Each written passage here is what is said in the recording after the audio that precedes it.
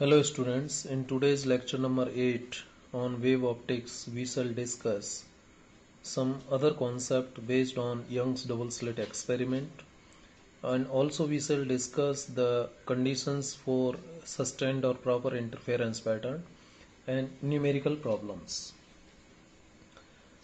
First we know the relation between intensity of light and width of the slit. Intensity of light is denoted by capital I, whereas the width of the slit is denoted by W.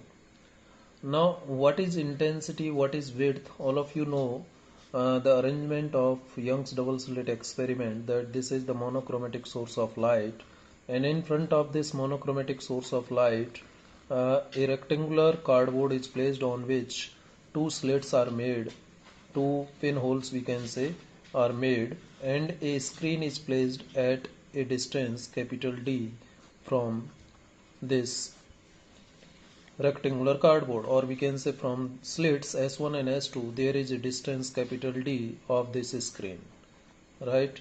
And this is the center point of the screen. Now the light which is emerging from source S is having intensity I, right? And if the width of the slit, this slit S1, this slit S2, I consider that the width of the slit S1, I consider that width of the slit S1 is W1. W1 is the width of slit S1 and W2 is the width of slit S2. S2 का जो width है वो W2 है और S1 का जो width है W1 है, ठीक है। अब यहाँ से जो लाइट निकलेगी, जो S1 सोर्स से, देखिए जो सोर्स S से लाइट निकल रही है उसकी इंटेंसिटी I है, ठीक है, और इसकी जो विड्थ है, इस जो सोर्स है इसकी विड्थ को यदि हम W मान लें, ठीक है, तो ये सिंगल सोर्स S से हमें दो सोर्स मिल रहे हैं S1 S2, इनकी विड्थ हमने कंसीडर किया W1 W2, and also we consider that the intensity of light emerging from source S1 is I1 and I2 is the intensity of light which is emerging from source S2.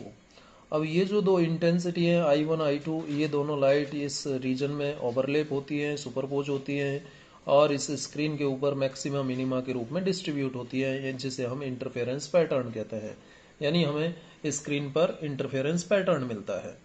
देखिए यदि हम बात करें overall intensity of light which is emerging from this source S and the width of this source S, then we can say that the intensity of light emerging from source S is directly proportional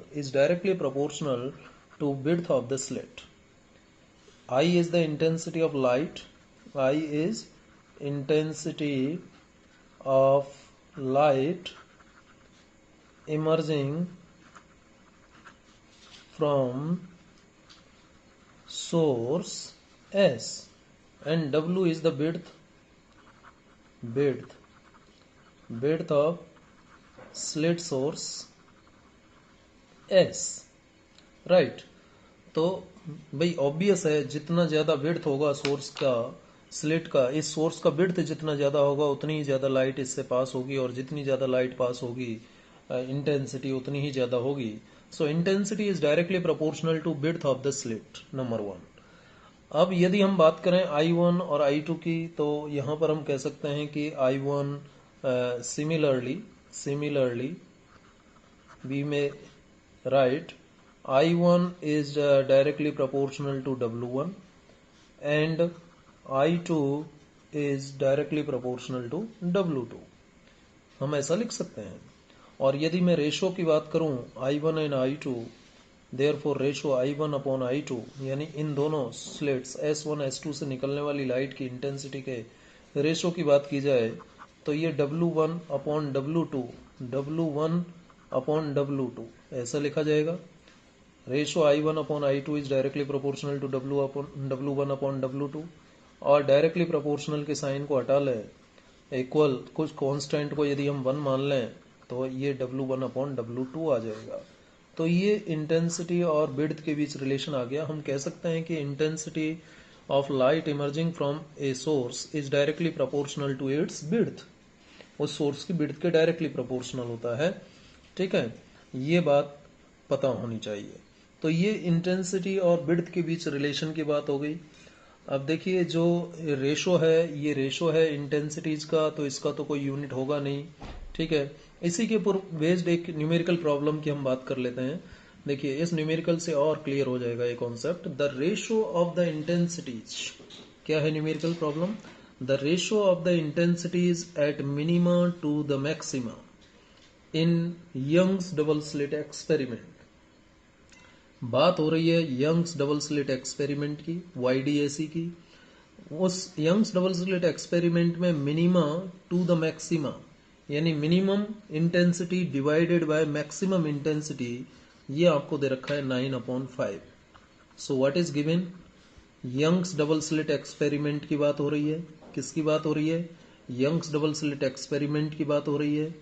और Young's double slit experiment में कह रहा है कि minimum intensity divided by maximum intensity, इन दोनों का ratio क्या दे रखा है आपको? 9/25।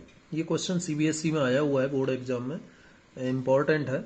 देखिए समझिए, minimum intensity divided by maximum intensity is equal to 9/25, ये गिवन है। क्या निकालना है? Find the ratio of the width of the two slits. देखिए मैंने न्यूमेरिकल प्रॉब्लम सॉल्व करने की टेक्निक आपको बताई हुई है कि जो भी क्वेश्चन है, न्यूमेरिकल प्रॉब्लम है, उसके बारे में कुछ डायग्राम सोचिए। तो हम यहाँ तो सीधे सीधे दे रखा है कि YDAC की बात हो रही है, यंग्स डबल स्लिट एक्सपेरिमेंट की बात हो रही है। और यंग्स डबल स्लिट एक्सपेरिमेंट में ये सोर्स होता है, इसके आगे ये दो स्लिट्स सोर्स और होते हैं, S1 S2, जो सोर्स S से बनाए गए हैं। फिर ये स्क्रीन होती है, स्क्रीन का डिस्टेंस कैपिटल D होता है, S1 S2 के बीच का डिस्टेंस स्मॉल d होता है, ये हम जानते हैं। और ये स्क्रीन का सेंटर पॉइंट होता है। ये अरेंजमेंट है। इसमें स्क्रीन पर जो मिनिमम और मैक्सिमम मिल रहा है, मिनिमम इंटेंसिटी और मैक्सिमम इंटेंसिटी का रेशो 9/25 दे रखा है।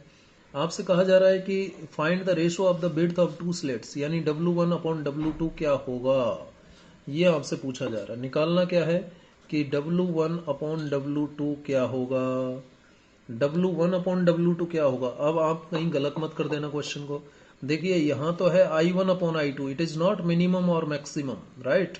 ये मिनिमम और मैक्सिमम का रेशो नहीं है, ये तो सोर्स S1 से निकलने वाली लाइट की इंटेंसिटी I1 और सोर्स S2 से निकलने वाली लाइट की इंटेंसिटी I2 का रेशो है, W1/W2। तो आप सिंपली ये नहीं कह सकते कि ये मिनिमम टू मैक्सिमम का रेशो है। तो हमें मिनिमम और मैक्सिमम इंटेंसिटी पहले फाइंड आउट करनी पड़ेगी। ठीक है, यानी I1/I2 हमें निकालना पड़ेगा, तब जाके W1/W2 आएगा।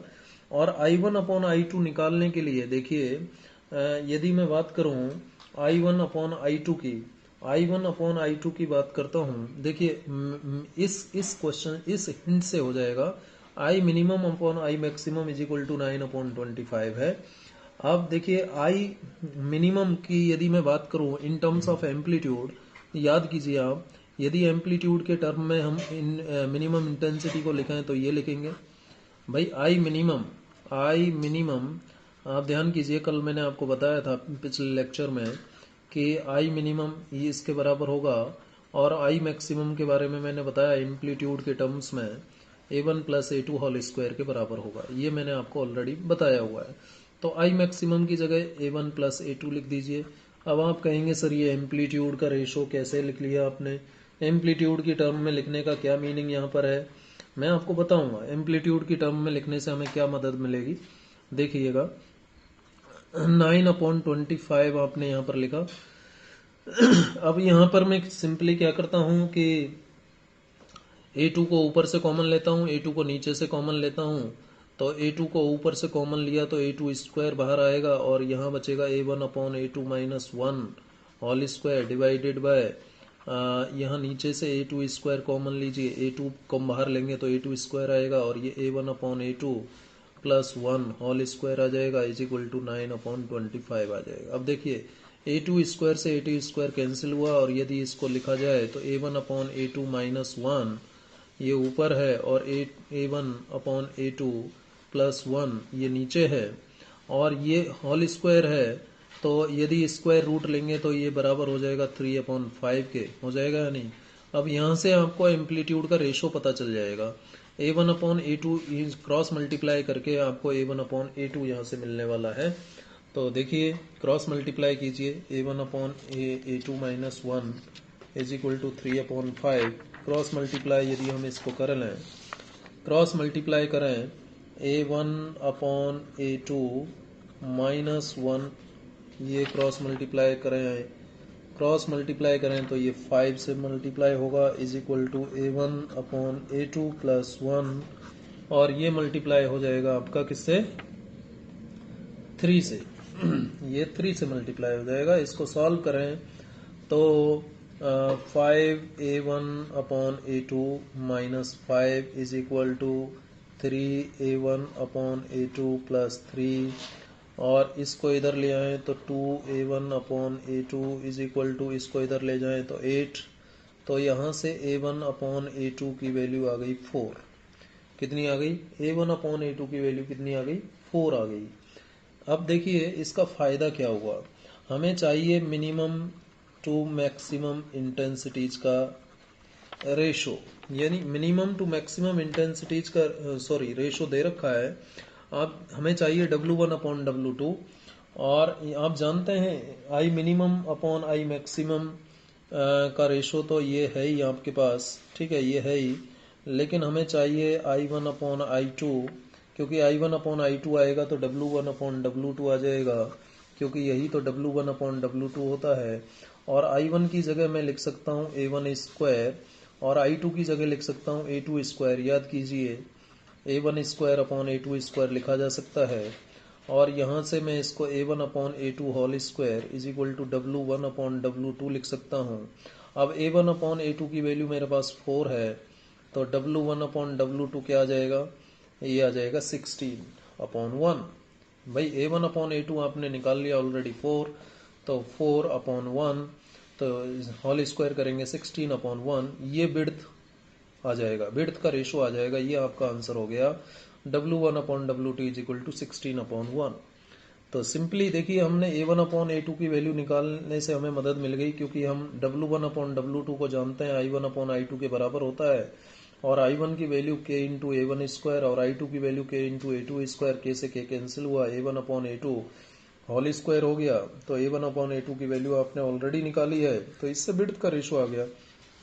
तो इस तरीके के सवाल इस टॉपिक के ऊपर पूछे जा सकते हैं। तो उम्मीद है आपको ये बात समझ में आई होगी। अब देखिए नेक्स्ट जो बात मैं करने जा रहा हूँ वह है displacement of interference fringes, fringe shift की मैं बात करने जा रहा हूँ आपसे। मतलब मेरा ये है, क्वेश्चन आ जाता है कई बार एग्जाम में कि यदि हम यंग्स डबल स्लिट एक्सपेरिमेंट की बात करें, समझिएगा कॉन्सेप्ट को, यंग्स डबल स्लिट एक्सपेरिमेंट की मैं बात कर रहा हूँ। यंग्स डबल स्लिट एक्सपेरिमेंट में आप जानते हैं मोनोक्रोमेटिक सोर्स होता है, इसके आगे एक रेक्टेंगुलर कार्डबोर्ड और उस पर दो स्लिट्स S1 S2 इस तरीके से बनाई जाती हैं कि उनकी डिस्टेंस S से सेम हो, और यहाँ से कैपिटल D डिस्टेंस पर, स्लिट से कैपिटल D डिस्टेंस पर क्या रख दी जाती है कि स्क्रीन रख दी जाती है, और इस स्क्रीन का जो सेंटर पॉइंट है वो O है, ठीक है। S1 S2 के बीच का ये डिस्टेंस स्मॉल d हो गया, ठीक है। ये यंग्स डबल स्लिट एक्सपेरिमेंट है। अब देखिए यहाँ से एक लाइट इधर गई और यहाँ से एक लाइट इधर गई, ठीक है, और यहाँ पर फ्रिंज पैटर्न मिला, यहाँ पर ब्राइट या डार्क जो भी मिलना है वो मिला, ठीक है। यदि मैं यहाँ से एक लाइट यहाँ सेंटर की बात करता हूँ और यहाँ सेंटर पर जाती है लाइट रे S1 S2 से, तो जो स्क्रीन पर फ्रिंज पैटर्न आपको मिलता है वो सेंटर पर ब्राइट, फिर डार्क, फिर ब्राइट, फिर डार्क, फिर ब्राइट, फिर डार्क, इस तरीके से ऐसे ही इस सेंटर ऑफ स्क्रीन के ऊपर की तरफ मिलेगा, डार्क ब्राइट इस तरीके से मिलता चला जाएगा। ये हाइट सेम होगी सभी मैक्सिमाज की, सभी मैक्सिमाज की हाइट सेम होगी, सभी मैक्सिमाज की जो मैक्सिमम इंटेंसिटी आप जानते हो सेम होती है। ये इंटरफेरेंस पैटर्न हमें मिलता है।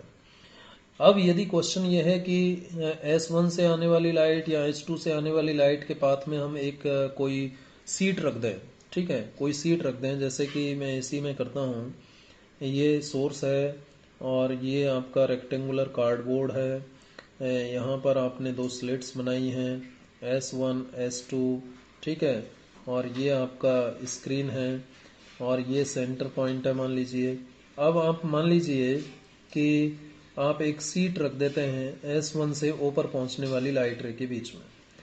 S1 से O पर जो लाइट पहुंच रही है उसके पाथ में एक ये T थिकनेस की आपने सीट रख दी है। क्या रख दी है? T थिकनेस की, ये T thickness, small T thickness की एक सीट है। अब जब यहाँ सीट रखोगे तो डेफिनेटली इस S1 से O पर पहुंचने वाली लाइट के द्वारा अलग डिस्टेंस कवर की जाएगी। ऊपर जब आपने देखा कि S1 से O पर पहुंचने वाली लाइट और S2 से O पर पहुंचने वाली लाइट के द्वारा डिस्टेंस सेम थी, S1O बराबर आ रहा था S2O के, इसलिए यहाँ पर पाथ डिफरेंस 0 आने की वजह से फेज डिफरेंस 0 आया और मैक्सिमम मिल गया। अब जैसे ही आपने S1 से O पर पहुंचने वाली लाइट के पाथ में एक सीट रखी तो डेफिनेटली S1O ज़्यादा होगा S2O से, यानी ये डिस्टेंस एक्स्ट्रा डिस्टेंस कवर करेगी क्योंकि इस प्लेट के अंदर भी ये लाइट जाएगी।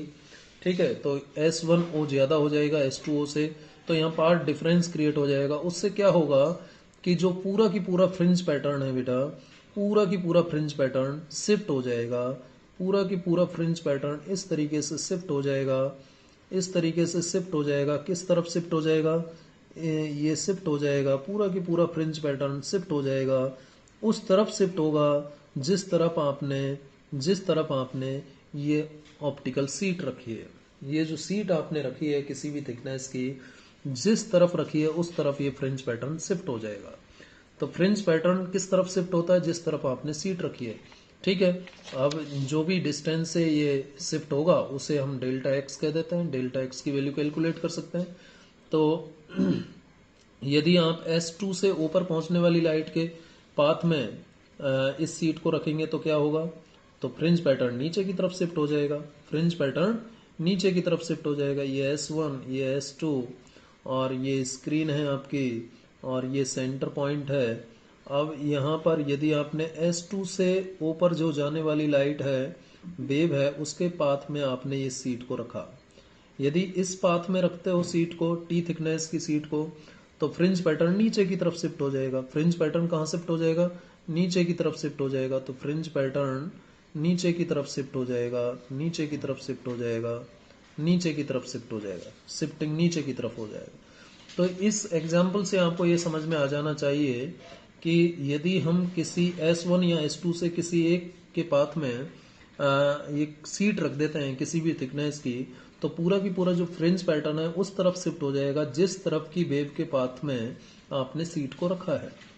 तो जिस तरफ की वेव के पाथ में आपने सीट को रखा है, फ्रिंज पैटर्न पूरा की पूरा उस तरफ शिफ्ट हो जाएगा। ठीक है, तो ध्यान रखिएगा। इसी को हम कहते हैं डिस्प्लेसमेंट ऑफ इंटरफेरेंस फ्रिंजेज और फ्रिंज शिफ्ट। फ्रिंज शिफ्ट और डिस्प्लेसमेंट इंटरफेरेंस फ्रिंजेज किसकी वजह से हो रहा है?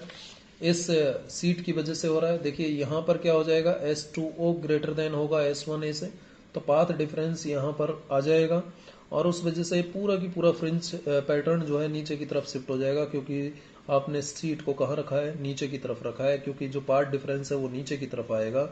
ऐसे ही जब आपने ऊपर वाली वेव के पाथ में सीट को रखा तो पूरा की पूरा फ्रिंज पैटर्न ऊपर की तरफ शिफ्ट हो गया। तो शिफ्टिंग ऑफ फ्रिंज पैटर्न हमेशा किस तरफ होगा? जिस तरफ की वेव के पाथ में आपने क्या रखा है? सीट को रखा है। तो ये बात भी आप आवश्यक रूप से याद रखिएगा। अब देखिए, अब हम इस इंटरफेरेंस के लास्ट थ्योरेटिकल डिस्कशन पर आ गए हैं, कंडीशंस फॉर सस्टेन्ड और प्रॉपर इंटरफेरेंस पैटर्न। हालांकि ये सारी की सारी कंडीशंस हमने ऑलरेडी डिस्कस कर ली है, इसलिए मैं ऑलरेडी लिख के लाया हूँ। कंडीशंस फॉर सस्टेन्ड और proper interference pattern. Waves must be coherent, हमने बात की थी। कोहेरेंट वेव होंगी तभी तो प्रॉपर और सस्टेन्ड इंटरफेरेंस पैटर्न मिलेगा। इस सस्टेन्ड को यदि हम जाने तो हिंदी में कहते हैं स्थायी, यानी परमानेंट। स्थायी और परमानेंट इंटरफेरेंस पैटर्न इसे हम कहते हैं। प्रॉपर इंटरफेरेंस पैटर्न की हम यहाँ बात करेंगे। Waves must be coherent, number 1 condition. Source जिससे वेव आ रही है वो भी कोहेरेंट होना चाहिए, ये भी बात हम ऑलरेडी कर चुके हैं। तीसरा, amplitude of the wave should be approximately same. Amplitude of the wave कैसा होना चाहिए? अप्रॉक्सीमेटली सेम, ये भी मैंने आपसे बात की थी। फ्रीक्वेंसी मस्ट बी सेम, ये भी बात मैंने ऑलरेडी कर ली है आपसे। Distance between slits S1 and S2 that is small d should be less but not very less, मैंने आपको बताया था इसके बारे में। कि यदि इस डिस्टेंस की बात करते हैं आप, जैसे ये यंग्स डबल स्लिट एक्सपेरिमेंट है, S1 S2 और ये स्क्रीन है, तो S1 S2 के बीच का ये जो डिस्टेंस है स्मॉल d, ये लेस होना चाहिए, लेकिन बहुत ज़्यादा लेस नहीं होना चाहिए, क्योंकि जो फ्रिंज विड्थ है इस स्मॉल d के इन्वर्सली प्रोपोर्शनल होती है। यदि स्मॉल d बहुत कम हो गया तो फ्रिंज विड्थ बढ़ जाएगा और जब फ्रिंज विड्थ बढ़ जाएगा तो स्क्रीन पर जो आपको फ्रिंज पैटर्न मिलता है उसमें फ्रिंजेज की जो विड्थ है वो ज़्यादा हो जाएगी, और जब फ्रिंजेज की विड्थ ज़्यादा हो जाएगी तो फ्रिंज आपस में ओवरलैप करेंगी, यानी क्लियर कट बाउंड्री आपको नहीं मिल पाएगी फ्रिंजेज की, कौन सी फ्रिंज कहाँ तक है, यानी फ्रिंजेज की ओवरलैपिंग हो जाएगी। और जब फ्रिंजेज आपस में ओवरलैप करती हैं तो उस केस में हम कहेंगे कि प्रॉपर और सस्टेन्ड इंटरफेरेंस पैटर्न हमें नहीं मिलेगा। तो वन लाइन आंसर इसका ये भी हो सकता है कि यदि डी को आप लेस कर देते हैं, बहुत ज़्यादा लेस कर देते हैं, तो हमें प्रॉपर और सस्टेन्ड इंटरफेरेंस पैटर्न नहीं मिलेगा। और क्यों नहीं मिलेगा मैंने आपको बताया, यदि डी स्मॉल डी बहुत ज़्यादा कम हो जाता है तो फ्रिंज विड्थ बहुत ज़्यादा बढ़ जाएगी और उस वजह से फ्रिंजेज ओवरलैप करने लगेंगे, तो इसलिए फ्रिंज पैटर्न प्रॉपर और सस्टेन्ड नहीं रह पाएगा। Distance between slits and screen that is capital D, यानी ये वाली जो डिस्टेंस है capital D should be large but not very large, क्योंकि यहाँ पर भी कंडीशन है कि fringe width is directly proportional to capital D, ये हम ऑलरेडी जानते हैं, क्योंकि कैपिटल डी यदि बहुत ज़्यादा हो गया तो बीटा बहुत ज़्यादा हो जाएगा और उस वजह से फ्रिंज विड्थ बहुत ज़्यादा बढ़ जाएगी, और जब फ्रिंज विड्थ बहुत ज़्यादा हो जाएगी तो जो फ्रिंजेज हैं वो आपस में ओवरलैप करने लगेंगी, और ओवरलैप करेंगी तो अगेन वो फ्रिंज पैटर्न और जो इंटरफेरेंस पैटर्न है वो प्रॉपर और सस्टेन्ड नहीं रह पाएगा। नेक्स्ट पॉइंट है distance of slits S1 and S2 from source S must be same. Yes, source S से S1 और S2 का जो डिस्टेंस है, यानी S1 ये S2 के बराबर होना चाहिए।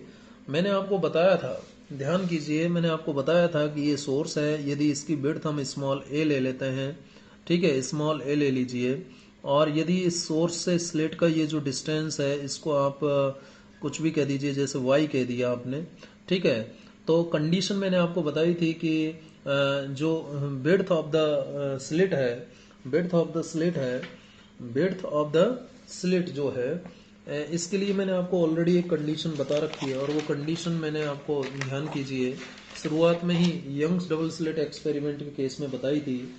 आपको कंडीशन क्या बताई थी कि इस सोर्स से निकलने वाली जो लाइट है उसकी जो वेवलेंथ है लैम्डा, उसकी जो वेवलेंथ है लैम्डा, और इस सोर्स S की विड्थ स्मॉल a, इन दोनों का रेशो हमेशा ग्रेटर देन इक्वल होना चाहिए।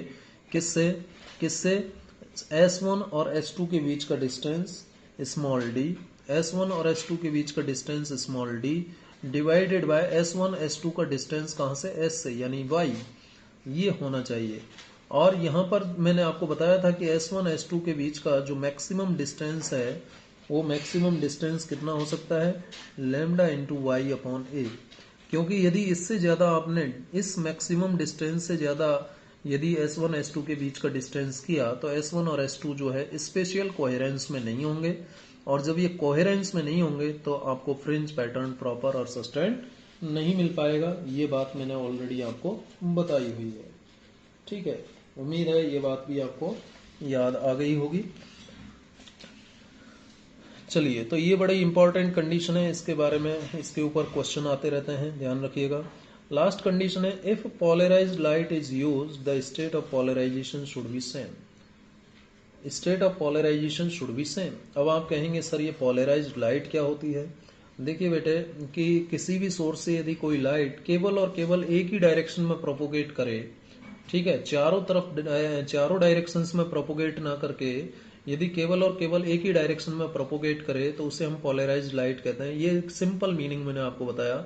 जैसे कि लेजर सोर्स से आपने लाइट को निकलते हुए देखा होगा, जो लेजर सोर्स से निकलने वाली लाइट है वो एक ही डायरेक्शन में प्रोपोगेट होती है तो वो पोलराइज्ड लाइट होती है। अब देखिए लाइट का मतलब क्या होता है, लाइट का मतलब होता है इलेक्ट्रोमैग्नेटिक वेव, और इलेक्ट्रोमैग्नेटिक वेव में होते हैं कौन कौन, electric vector and magnetic vector. ये जो इलेक्ट्रिक वेक्टर है इसके बारे में आप जानते हो, ये लाइट वेक्टर के नाम से जाना जाता है। क्यों, क्योंकि it is responsible for all optical phenomena, इसलिए इसको ऑप्टिकल वेक्टर या लाइट वेक्टर के नाम से जानते हैं। और electric vector is more important than magnetic vector, ये भी बात हमने इलेक्ट्रोमैग्नेटिक वेव में की थी। तो यदि इलेक्ट्रोमैग्नेटिक वेव यानी लाइट के इलेक्ट्रिक वेक्टर को यदि एक ही डायरेक्शन में वाइब्रेट करने के लिए कन्फाइन कर दें, यदि किसी लाइट का इलेक्ट्रिक वेक्टर एक ही डायरेक्शन में वाइब्रेट करने के लिए कन्फाइन कर दिया जाए तो उसे हम पोलराइज्ड लाइट कहते हैं। यदि किसी लाइट का इलेक्ट्रिक वेक्टर या तो ऐसे वाइब्रेट कर रहा है, ऐसे ऐसे केवल इसी डायरेक्शन में वाइब्रेट कर रहा है, या फिर इसको ऐसे भी रिप्रेजेंट कर सकते हैं। यदि प्लेन ऑफ पेपर के पैरेलल है तो ऐसे, और प्लेन ऑफ पेपर के परपेंडिकुलर भी तो वाइब्रेशन हो सकते हैं ऐसे, ठीक है। परपेंडिकुलर, इस प्लेन ऑफ पेपर के परपेंडिकुलर वाइब्रेशन है तो डॉट से रिप्रेजेंट किया जाता है, और पैरेलल है तो इस सिंबल से रिप्रेजेंट किया जाता है। ये पोलराइज्ड लाइट के सिंबल है, या तो इससे रिप्रेजेंट कीजिए या इससे रिप्रेजेंट कीजिए।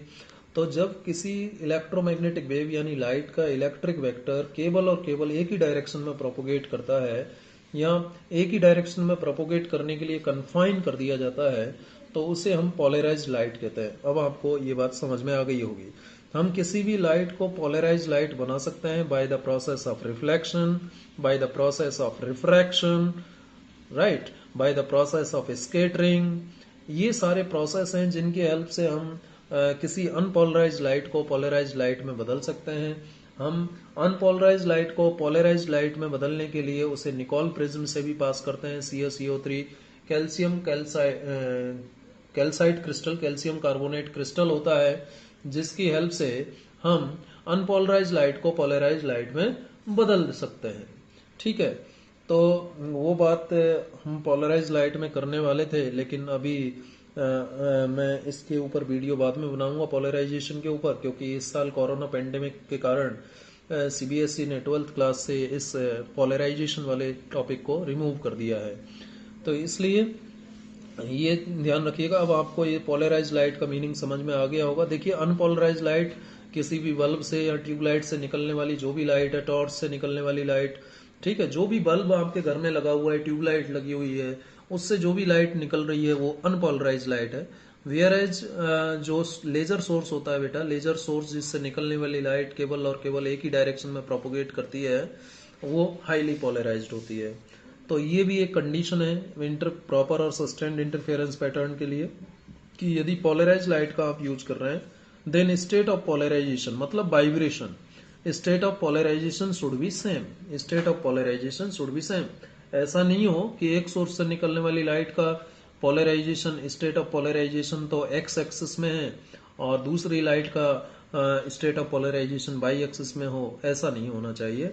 तो ये सारी कंडीशंस हैं प्रॉपर और सस्टेन्ड इंटरफेरेंस पैटर्न के लिए, जो मैंने आपको बताई। उम्मीद है आपको ये सारी चीजें क्लियर हुई होंगी। ये मैंने आज आपको कंसोलिडेट करके बताई है।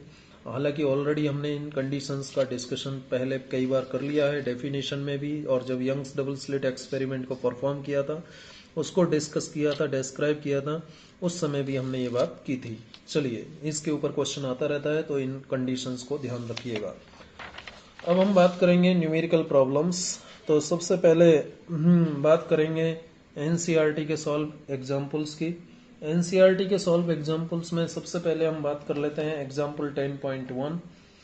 एग्जाम्पल 10.1, हालांकि ये एग्जाम्पल 10.1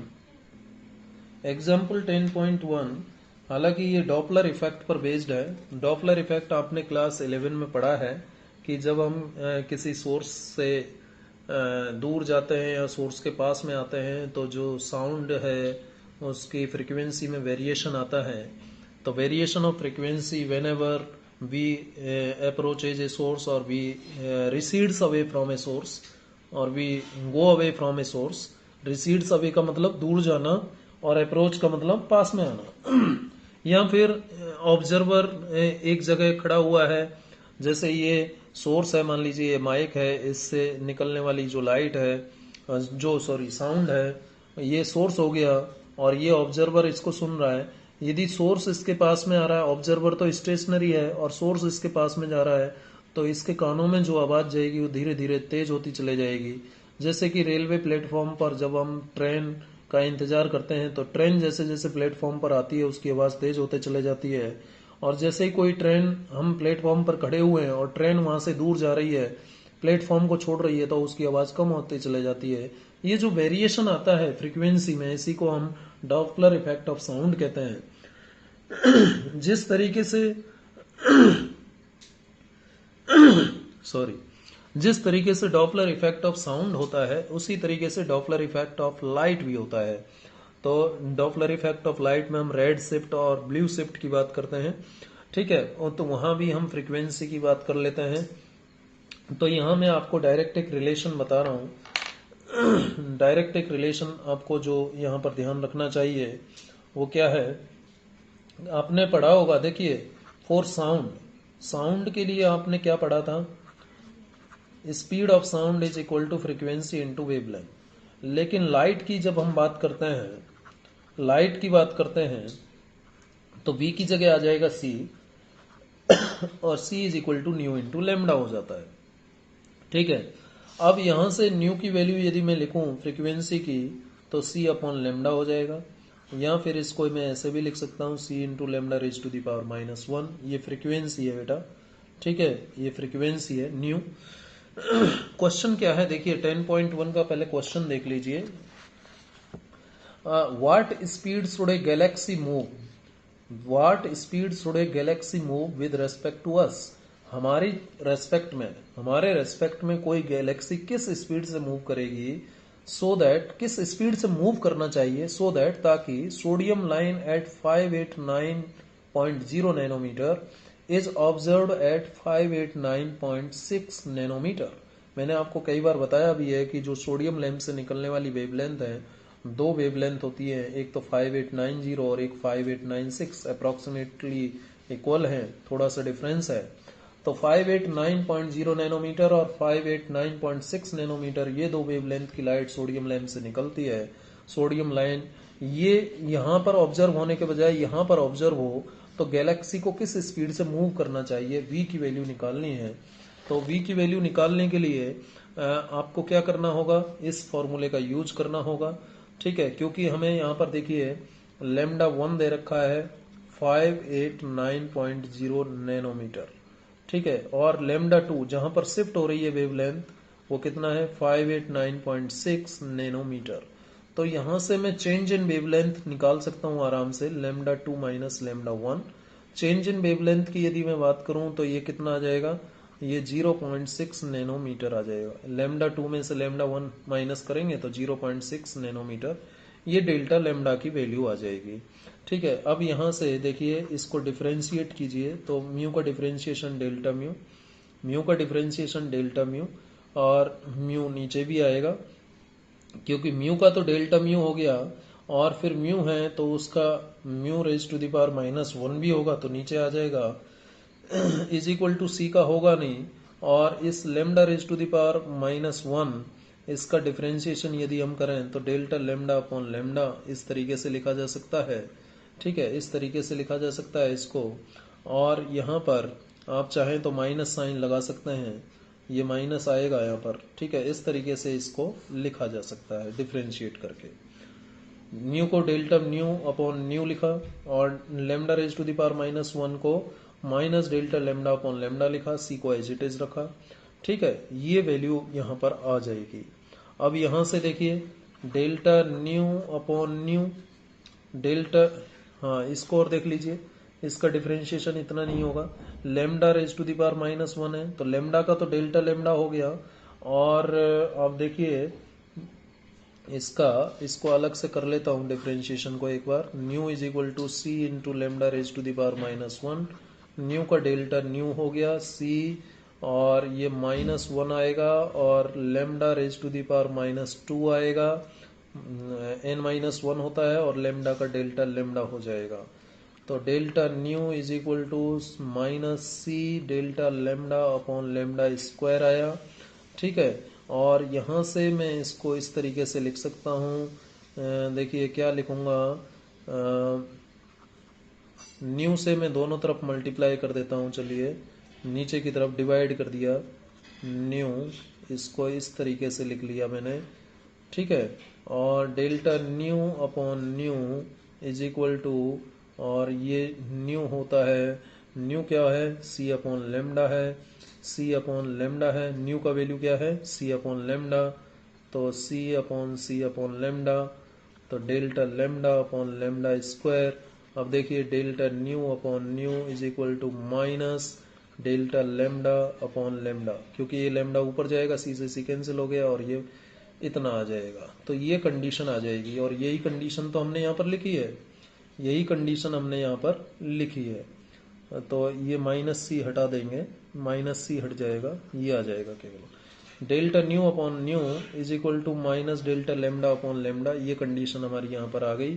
तो delta nu upon nu is equal to minus delta lambda upon lambda, लेकिन हमें क्या चाहिए, हमें चाहिए v, हमें चाहिए v। तो देखिए इसको हम इस जो हमें चाहिए v चाहिए, तो एज पर डॉपलर इफेक्ट क्या कहता है, ये ध्यान रखना पड़ेगा आपको बेटा।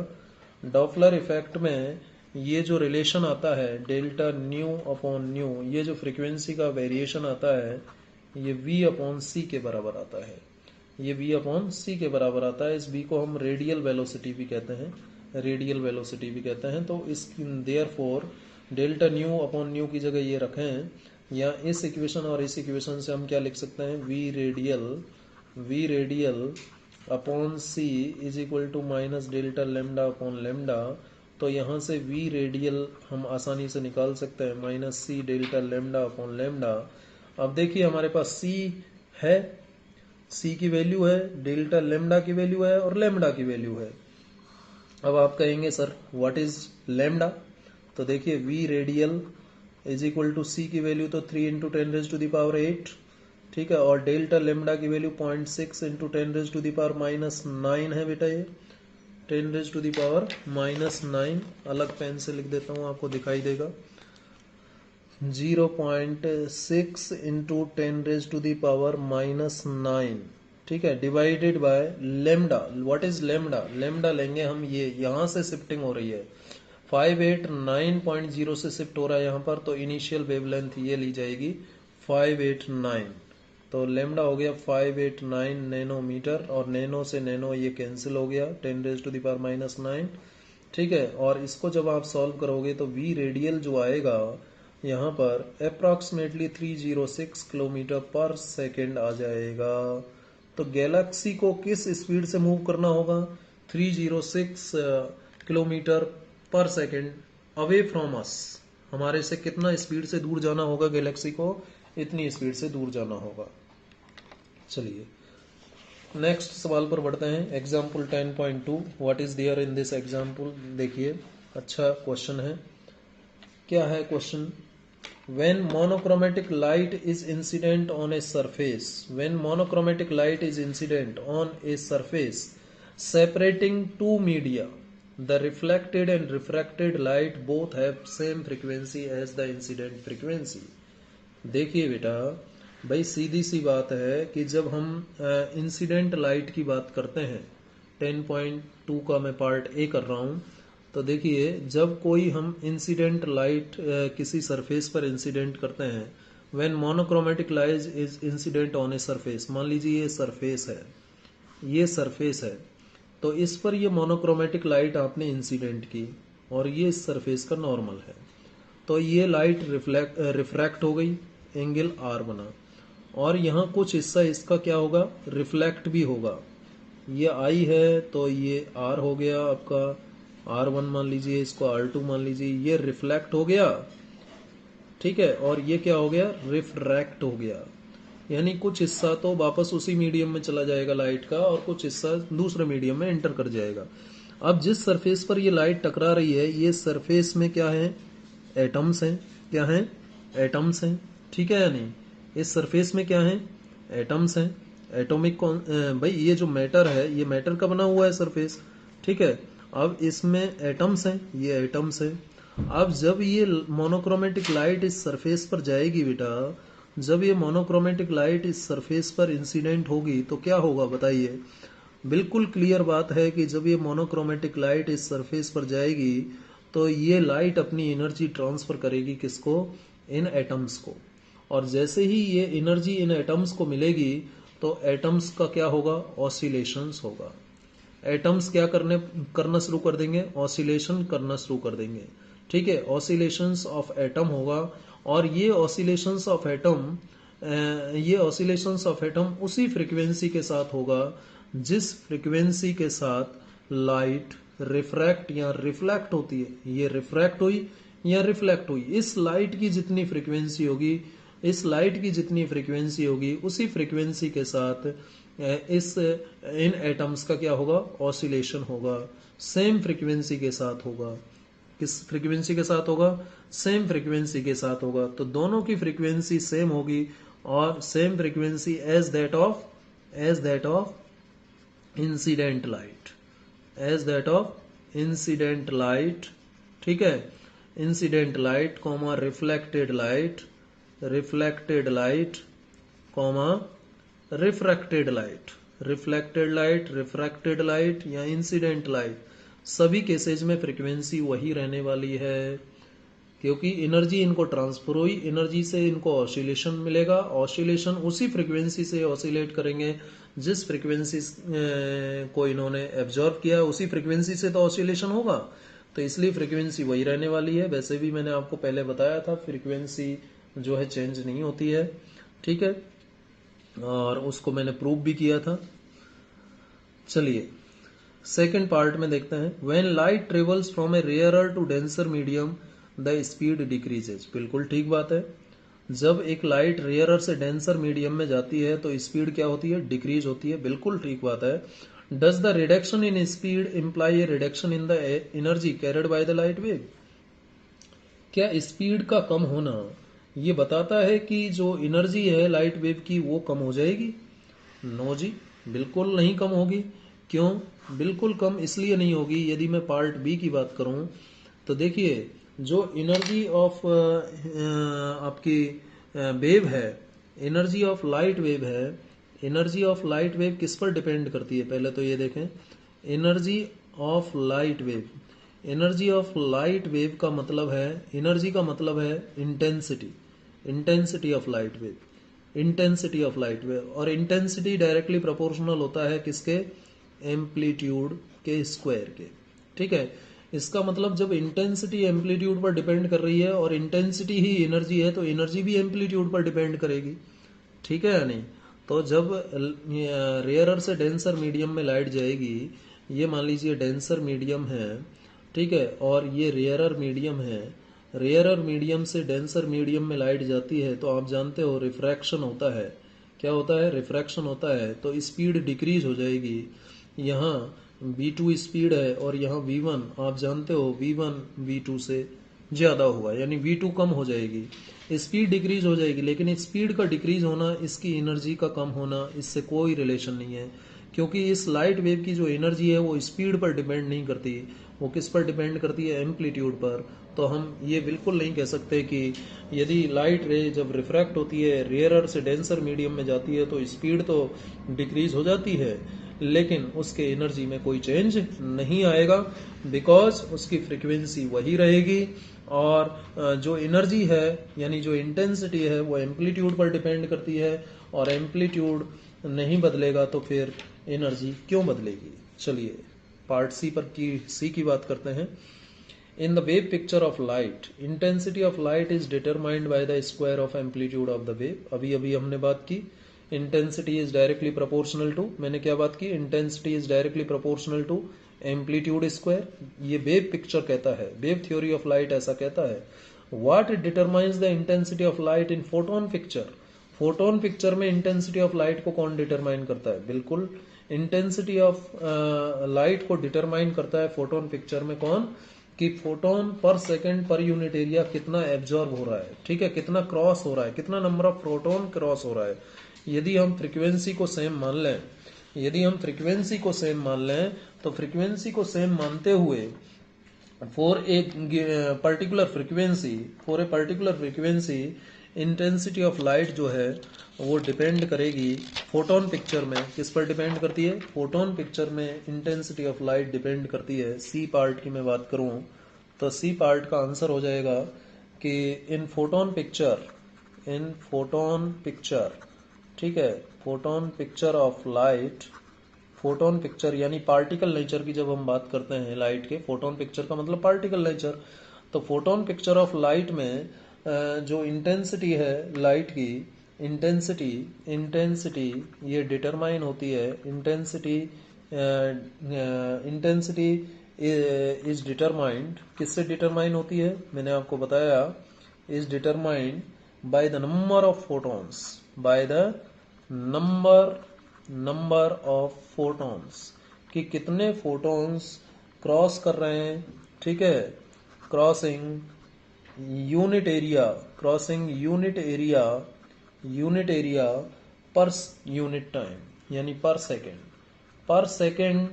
पर सेकेंड कितने फोटोन एक यूनिट एरिया को क्रॉस कर रहे हैं, उस पर डिपेंड करता है इंटेंसिटी। जितने ज्यादा नंबर ऑफ फोटोन क्रॉस करेंगे, एक सेकेंड में 2 के बजाय 4 फोटोन क्रॉस करते हैं तो इंटेंसिटी ज्यादा होगी। और यानी इंटेंसिटी का मतलब है फोटोन पिक्चर में number of photon crossing unit area per second, ठीक है, number of photon crossing unit area per second, ध्यान रखिएगा, ये मतलब होता है इंटेंसिटी का फोटोन पिक्चर में। जबकि वेव पिक्चर क्या कहता है इंटेंसिटी के बारे में, वेव पिक्चर कहता है कि intensity is directly proportional to amplitude square, ठीक है, वेव पिक्चर के अकॉर्डिंग तो क्वेश्चन में दे ही रखा है। वेव पिक्चर की मैं बात करूं तो ध्यान रखिएगा, वेव पिक्चर कहता है कि intensity is directly proportional to amplitude square. जबकि फोटोन पिक्चर में ऐसा नहीं होता, फोटोन पिक्चर कहता है कि intensity is calculated by the number of photons crossing unit area per second, ठीक है। चलिए एग्जाम्पल 10.3 की बात करेंगे। एग्जाम्पल 10.3 बहुत ही आसान सा सवाल है, देखिए what is there in this question. Two slits are made 1 millimeter apart and the screen is placed 1 meter away. दो स्लेट 1 मिलीमीटर अपार्ट यानी एक दूसरे से 1 मिलीमीटर की डिस्टेंस पर दो स्लेट बनाई जाती है और स्क्रीन को 1 मीटर दूर रखा जाता है। What is the fringe separation when blue green light of wavelength 500 nanometre is used. Fringe separation का मतलब फ्रिंज विड्थ कितना होगा, फ्रिंज विड्थ की बात कर रहा है जब कितनी वेवलेंथ की लाइट यूज हो, when blue green light of wavelength 500 nanometre is used. तो बहुत ही आसान सा सवाल है।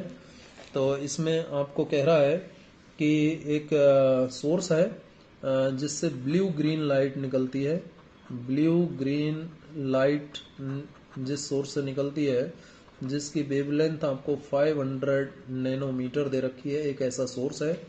और इस सोर्स के आगे ये वही दो स्लिट्स ये रखी गई S1 S2, ठीक है, और ये स्क्रीन है, स्क्रीन का जो S1 S2 से डिस्टेंस है ये 1 मीटर दे रखा है आपको, और S1 और S2 के बीच का डिस्टेंस आपको दे रखा है 1 मिलीमीटर।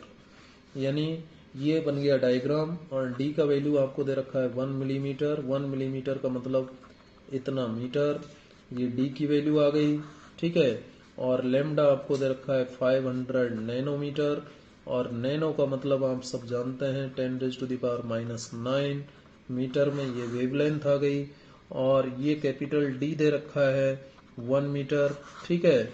निकालना क्या है, फ्रिंज सेपरेशन, फ्रिंज सेपरेशन यानी फ्रिंज विड्थ, फ्रिंज सेपरेशन जिसे आप फ्रिंज विड्थ भी कहते हो, फ्रिंज विड्थ बीटा क्या होता है, lambda into capital D upon small d। Lambda की वैल्यू 500 इंटू 10⁻⁹ और D की वैल्यू 1 मीटर और स्मॉल d की वैल्यू है आपकी 1 इंटू 10⁻⁻3, और ये आ जाएगा आपका कितना 500, ये -3 ऊपर जाएगा तो -6, और ये आ जाएगा 5 इंटू 10⁻⁻4 मीटर, और इसे आप लिख सकते हो 0.5 इंटू 10⁻⁻3 मीटर यानी 0.5 मिलीमीटर। ये आंसर हो जाएगा फ्रिंज विड्थ का, ठीक है, फ्रिंज विड्थ का ये आंसर हो जाएगा। सिंपल सा सवाल था ये, तो सिंपली फॉर्मूले में आपको वैल्यूज प्लेस करनी है। चलिए एग्जाम्पल 10.4 की बात करेंगे।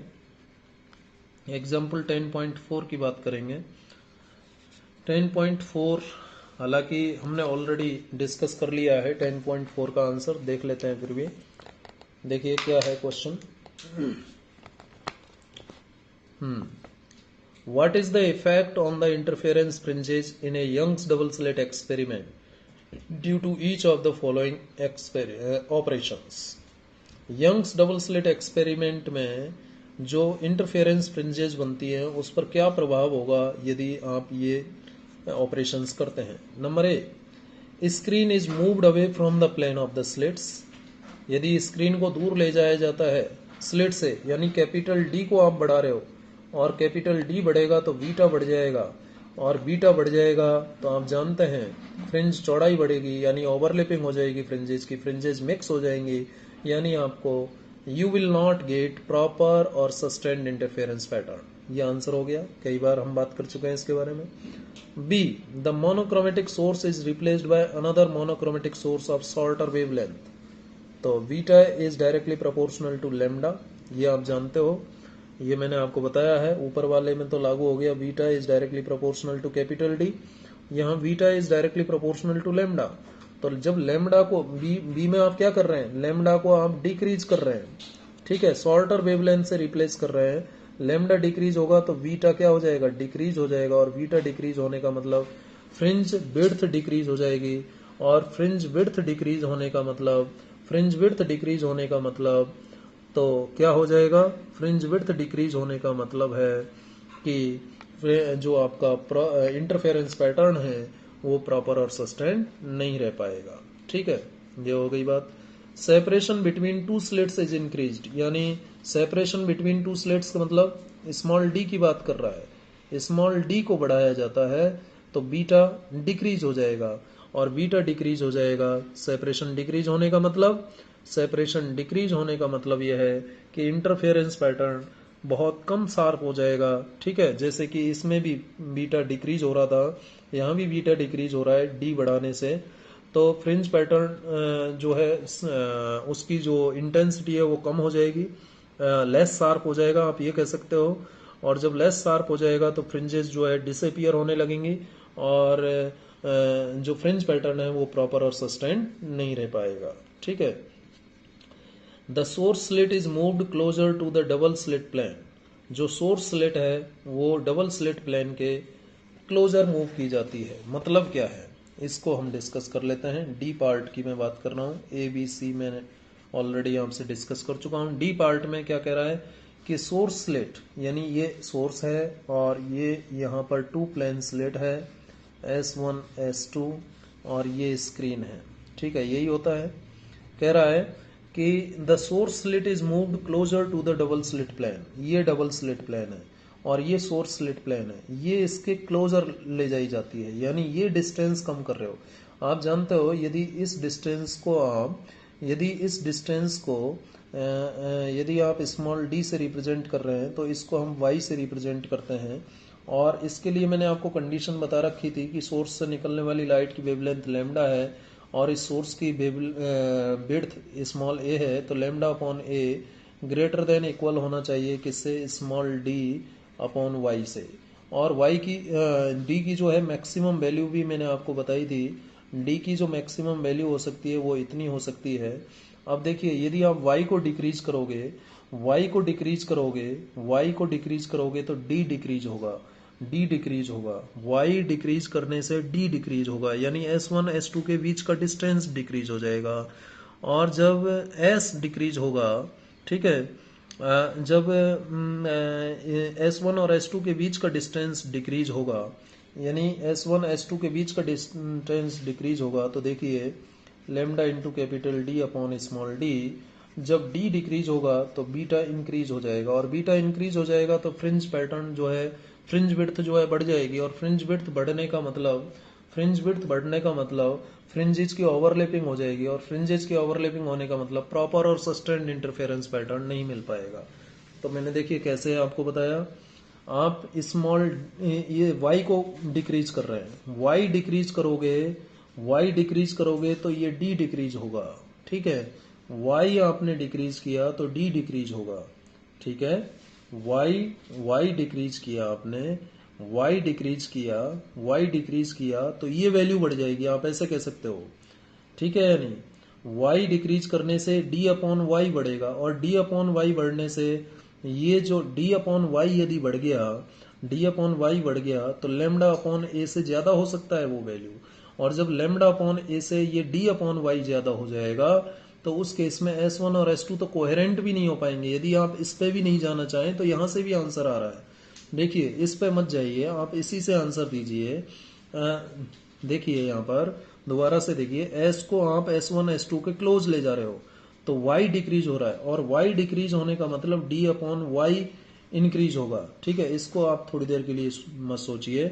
Y को आप डिक्रीज कर रहे हो, Y decrease, Y is decreasing, y is decreasing और y डिक्रीज होता है, therefore d upon Y will increase, और d अपॉन वाई जब इंक्रीज होगा, d अपॉन वाई इंक्रीज होगा तो d अपॉन वाई में वी ग्रेटर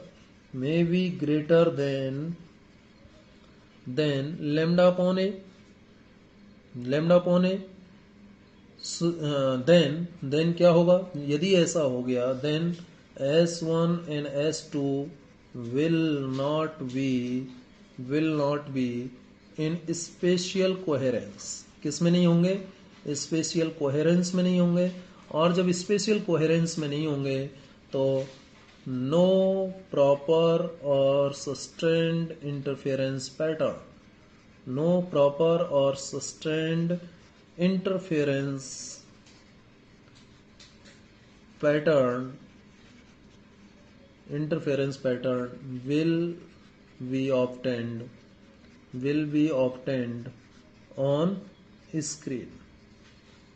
ठीक है, स्क्रीन पर सस्टेन्ड इंटरफेरेंस पैटर्न नहीं मिल पाएगा, क्योंकि उस केस में आप एक बात तो ये कह सकते हो। दूसरी बात, जब इसको यदि आप देखें तो जब इन दोनों के बीच का डिस्टेंस डिक्रीज होता है, ठीक है, तो उस केस में बीटा बढ़ेगा, और बीटा बढ़ने से फ्रिंज विड्थ बढ़ने से जो है फ्रिंजेज ओवरलैप करेंगी, और जो फ्रिंज पैटर्न है वो आपका प्रॉपर और सस्टेन्ड नहीं रह पाएगा। चलिए आगे बढ़ते हैं,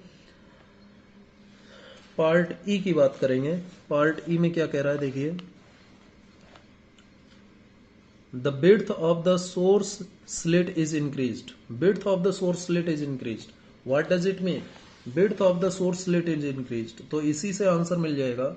width of the source slit मतलब a बढ़ा रहे हो, और a बढ़ा रहे हो, width of the source slit is increased, width of source slit a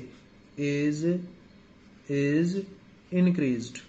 ठीक है, ये इंक्रीज कर देते हो तो लेमडा अपॉन ए क्या हो जाएगा, will decrease, lambda upon A decrease हो जाएगा, और लेमडा अपॉन ए डिक्रीज होते ही, लेमडा अपॉन ए डिक्रीज जब हुआ, लेमडा अपॉन ए डिक्रीज होगा तो क्या होगा, लेमडा अपॉन ए डिक्रीज होगा तो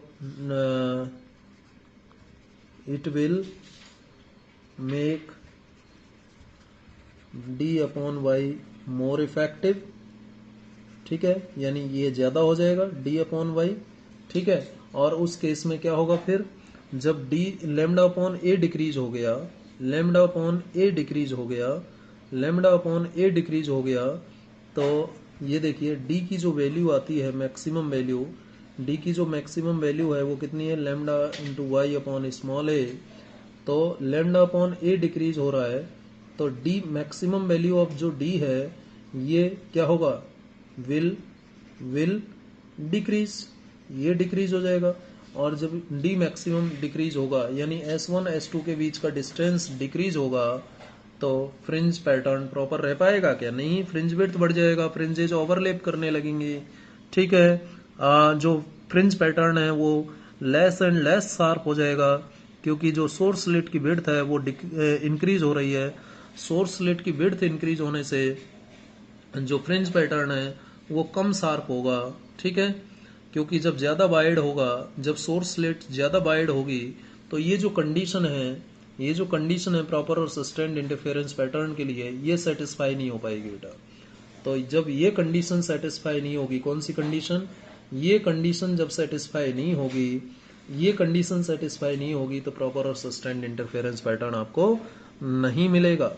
चलिए नेक्स्ट क्वेश्चन पर पढ़ते हैं, लास्ट इसका पार्ट करते हैं, F part. Monochromatic source is replaced bye a source of white light. तो ऑब्वियस सी बात है, व्हाइट लाइट से रिप्लेस कर देंगे तो कलरफुल फ्रिंजेस मिलेंगे। Centre of the screen will be white. और सेंटर ऑफ स्क्रीन व्हाइट क्यों होगा? क्योंकि सेंटर ऑफ स्क्रीन पर S1 और S2 से 7 कलर्स, सभी की सभी कलर्स वहां पर पहुंचेंगे और 7 कलर्स का मिक्सिंग व्हाइट होता है, तो सेंटर ऑफ स्क्रीन तो आपको व्हाइट दिखाई देगा। लेकिन सेंटर ऑफ स्क्रीन के ऊपर की तरफ विवग्योर ऑर्डर में और नीचे की तरफ विवग्योर ऑर्डर में आपको कलरफुल फ्रिंजेस दिखाई देंगी। और वो कलरफुल फ्रिंजेस आपको कुछ ही डिस्टेंस तक आपको सेपरेट दिखाई देंगी और एक पर्टिकुलर डिस्टेंस के बाद में उन कलरफुल फ्रिंजेस की ओवरलैपिंग होगी। तो यहाँ भी फ्रिंज पैटर्न जो है उतना प्रॉपर नहीं होगा, ठीक है।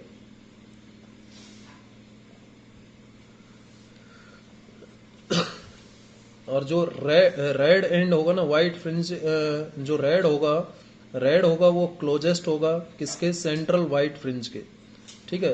Fringe closest on either side of the central white fringe is red, ठीक है। यानी मैं आपको डायग्राम के जरिए समझाऊं तो देखिए, इस सोर्स को जब आप मोनोक्रोमेटिक सोर्स के बजाय व्हाइट लाइट सोर्स से रिप्लेस कर देते हैं तो आपको स्क्रीन पर कलरफुल फ्रिंजेस दिखाई देंगी और ये सेंटर जो है व्हाइट होगा। और इस व्हाइट के पास में यहाँ पर कौन होगा? व्हाइट के पास में होगा कौन? रेड। और दूर कौन होगा? ब्लू, ठीक है। रेड पास में होता है, इधर भी रेड पास में होता है, इधर भी रेड पास में होता है और ब्लू दूर होता है। तो कलरफुल फ्रिंजेस आपको दिखाई देंगी और रेड जो है सेंट्रल व्हाइट फ्रिंज के नजदीक होगा, ये भी आपको ध्यान होना चाहिए। चलिए अब हम एक्सरसाइज के कुछ क्वेश्चंस कर लेते हैं। जो कॉन्सेप्ट हमने अभी तक डिस्कस किए हैं उनके ऊपर बेस्ड हैं ये एक्सरसाइज के क्वेश्चंस।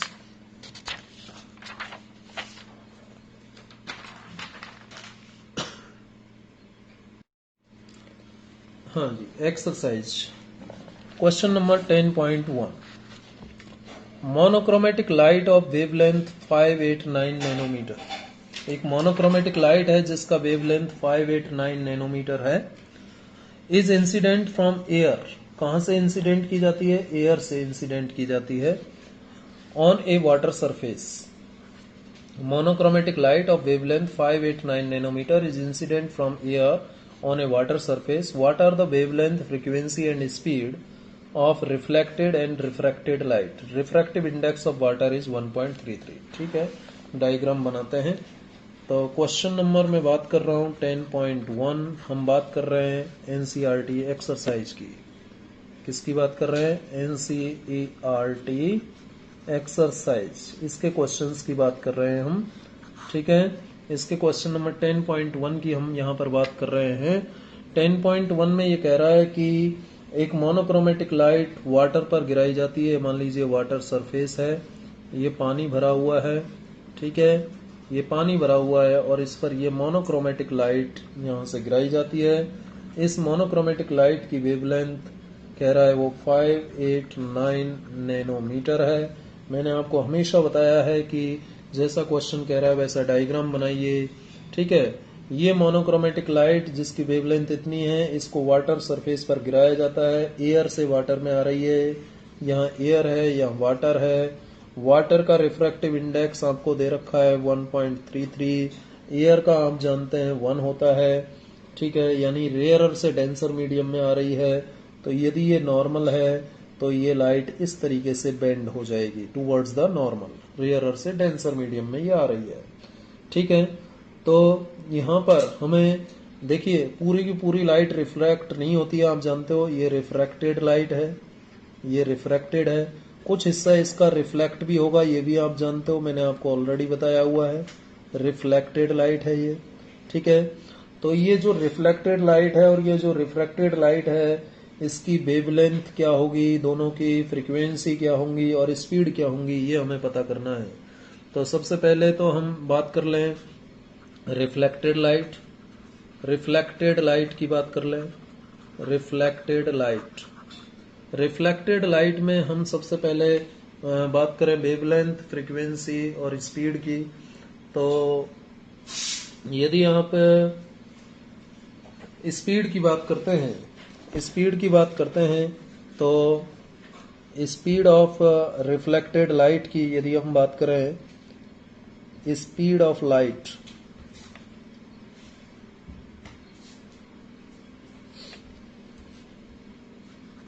देखो हमें क्या क्या निकालना है, स्पीड, फ्रीक्वेंसी एंड वेवलेंथ। तो नंबर 1 फ्रीक्वेंसी के बारे में तो आप ये लिख सकते हो कि फ्रीक्वेंसी सेम रहेगी, फ्रीक्वेंसी सेम रहेगी, फ्रीक्वेंसी में कोई चेंज नहीं आता है, ये आप जानते हो। फ्रीक्वेंसी विल रिमेन सेम यानी डज नॉट चेंज, फ्रीक्वेंसी तो चेंज होगी नहीं, ठीक है, फ्रीक्वेंसी तो वही रहेगी जो पहले थी, ठीक है। हालांकि हम फ्रीक्वेंसी निकाल सकते हैं, कितन कैसे निकाल सकते हैं, frequency is equal to c upon lambda होता है। तो फ्रीक्वेंसी कितनी है, 3 इंटू 10⁸ ये सी हो गया एयर वैक्यूम के अंदर स्पीड ऑफ लाइट, और लेमडा कितना है, वेवलेंथ लाइट का 589 नैनोमीटर, नैनो का मतलब इतना। और जब इसको आप सॉल्व करोगे तो फ्रीक्वेंसी की वैल्यू जो आएगी बेटा ये आ जाएगी आपकी 5.09 इंटू 10⁻14 हर्ट्ज।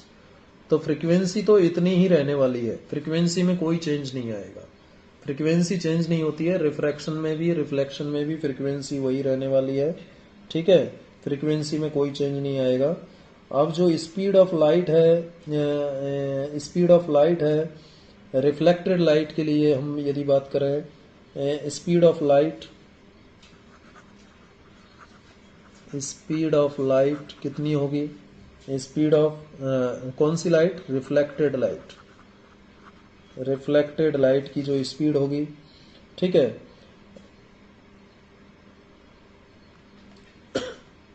रिफ्लेक्टेड लाइट की जो स्पीड होगी, जब फ्रीक्वेंसी सेम है, फ्रीक्वेंसी सेम रहती है तो ये वेवलेंथ भी सेम होनी चाहिए, ठीक है, वेवलेंथ भी क्या होनी चाहिए, सेम होनी चाहिए। और जब देखिए speed since lambda is same, lambda is same कितनी रहेगी, लेमडा 589 नैनोमीटर, यानी 589 इंटू 10⁻⁻9 मीटर। रिफ्लेक्टेड लाइट की बात हो रही है, इस रिफ्लेक्टेड लाइट की बात हो रही है, रिफ्लेक्टेड लाइट की वेवलेंथ वही रहने वाली है, ठीक है, वेवलेंथ रिफ्लेक्टेड लाइट की वही रहने वाली है क्योंकि स्पीड वही रहेगी, स्पीड ऑफ लाइट वही रहेगी, स्पीड ऑफ लाइट इतनी रहेगी मीटर पर सेकेंड, स्पीड ऑफ लाइट इतनी ही रहेगी, ठीक है, स्पीड ऑफ लाइट इतनी ही रहेगी,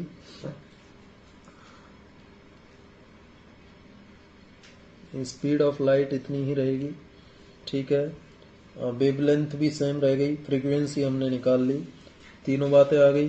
अब रिफ्रैक्टेड लाइट के लिए बात कर लेते हैं, रिफ्रैक्टेड लाइट के लिए, रिफ्रैक्टेड लाइट के लिए, रिफ्रैक्टेड लाइट की यदि हम बात करें तो दूसरे मीडियम में लाइट जा रही है तो सी अपॉन वी होता है, mu is equal to c upon v होता है, आप जानते हैं, ठीक है। तो वी यानी वाटर के अंदर स्पीड, तो वाटर के अंदर स्पीड चाहिए तो सी अपॉन म्यू, और सी का वैल्यू 3 इंटू 10⁸ और म्यू का वैल्यू आपको दे रखा है 1.33। इसको जब सॉल्व करोगे तो लगभग ये आ जाएगा, आप सॉल्व कीजिएगा, इतनी स्पीड आ जाएगी वाटर के अंदर, यानी स्पीड डिक्रीज हो गई है, स्पीड डिक्रीज हो गई है, ठीक है। जब स्पीड डिक्रीज हो रही है तो वेवलेंथ, वेवलेंथ की यदि मैं बात करूं, वेवलेंथ क्या होगा, देखिए वी डब्ल्यू वाटर के अंदर स्पीड बराबर होगा फ्रीक्वेंसी इंटू वेवलेंथ, फ्रीक्वेंसी तो वही रहने वाली है, ये फ्रीक्वेंसी, तो lambda W is equal to v W upon frequency, v W है आपका 2.26 इंटू 10⁸, और फ्रीक्वेंसी आप हमने ऑलरेडी निकाली हुई है कितनी, 5.09 इंटू 10⁻14, 5.09 इंटू 10⁻14। सॉल्व करेंगे तो वैल्यू आ जाएगी अप्रॉक्सीमेटली 444 इंटू 10⁻⁻9 मीटर, जिसको आप लिख सकते हैं 444 नैनोमीटर, ये वेवलेंथ आ जाएगी।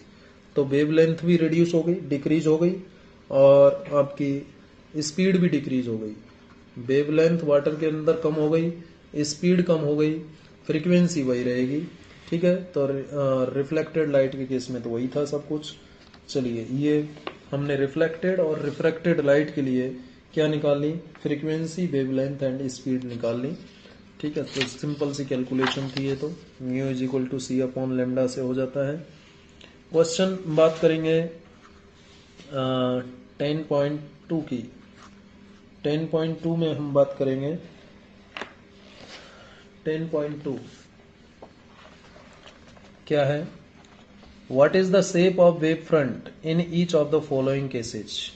शेप ऑफ वेव फ्रंट क्या होगा, light diverging from A point source, एक पॉइंट सोर्स से लाइट डाइवर्ज होती है, तो जब लाइट डाइवर्ज होती है तो स्फेरिकल वेव फ्रंट होगा। वही पॉइंट सोर्स है, लाइट ऐसे जा रही है, ऐसे जा रही है, डाइवर्ज हो रही है लाइट, ये पॉइंट सोर्स है, इससे लाइट फैल रही है, तो वेव फ्रंट कैसा आएगा, इस तरीके का आएगा।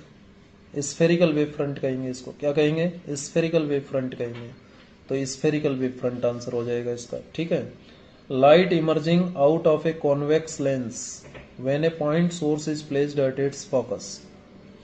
अब ये कॉन्वेक्स लेंस है, ठीक है, इसके फोकस पर एक पॉइंट सोर्स रखा हुआ है, और यहाँ से ये लाइट गई ऐसे, ये लाइट गई ऐसे, तो ये कैसे जाएगी, बिल्कुल फोकस से आ रही है तो ये पैरेलल जाएगी, यानी प्लेन वेव फ्रंट मिलेगा। कैसा मिलेगा, प्लेन वेव फ्रंट मिलेगा। प्लेन वेव फ्रंट यहाँ पर कैसा होगा, प्लेन वेव फ्रंट होगा, और यहाँ कैसा था, स्फेरिकल। ठीक है, समझ में आ गया भाई। पॉइंट सोर्स कहाँ रखा हुआ है, फोकस पर, इस कॉन्वेक्स लेंस के फोकस पर। जब फोकस से लाइट आएगी तो रिफ्रैक्शन के बाद पैरेलल जाएंगी लाइट रेज, ये आप जानते हैं, तो ये इस तरीके का वेव फ्रंट मिलेगा जो कि प्लेन होगा। The portion of the wavelength of light from a distant star intercepted bye earth, portion of wave front of light from a distant star. देखिए कैसा स्टार है, डिस्टेंट स्टार, बहुत दूर है, और इन अर्थ के साथ, अर्थ से इंटरसेप्ट किया जाता है अर्थ के द्वारा, तो portion of wave front of light कैसा होगा, डेफिनेटली प्लेन होगा। मैंने आपको बताया था, जब डिस्टेंस बहुत ज्यादा होता है सोर्स का, जब डिस्टेंस बहुत ज्यादा होता है तो हमें स्फेरिकल या सिलेंड्रिकल वेव फ्रंट का एक स्मॉल पोर्शन हमें दिखाई देता है, और वो जो स्मॉल पोर्शन है, पोर्शन ऑफ वेव फ्रंट जो होगा वो कैसा होगा, हमेशा प्लेन होगा। तो इसका आंसर क्या हो जाएगा, प्लेन। ठीक है, तो ये 10.2 की बात हो गई। 10.3 पर बढ़ते हैं। 10.3 में क्या कह रहा है, the refractive index of glass is 1.5। What is the speed of light in glass, glass के अंदर स्पीड ऑफ लाइट क्या होगा। तो बड़ा आसान सा सवाल है, speed of light in vacuum दे रखा है आपको, और ग्लास का रिफ्रैक्टिव इंडेक्स दे रखा है, speed of light in glass पूछ रहा है, तो आप इससे निकाल सकते हैं C/V से, और ये Vg हो जाएगा। Speed of light in glass पूछ रहा है, तो ये C/म्यू हो जाएगा। C का वैल्यू है 3 × 10⁸ मीटर पर सेकेंड, और म्यू का वैल्यू आपको दे रखा है 1.5। इसको जब आप सॉल्व करोगे तो 0.2 × 10⁸ मीटर पर second, 0.2 × 10⁸,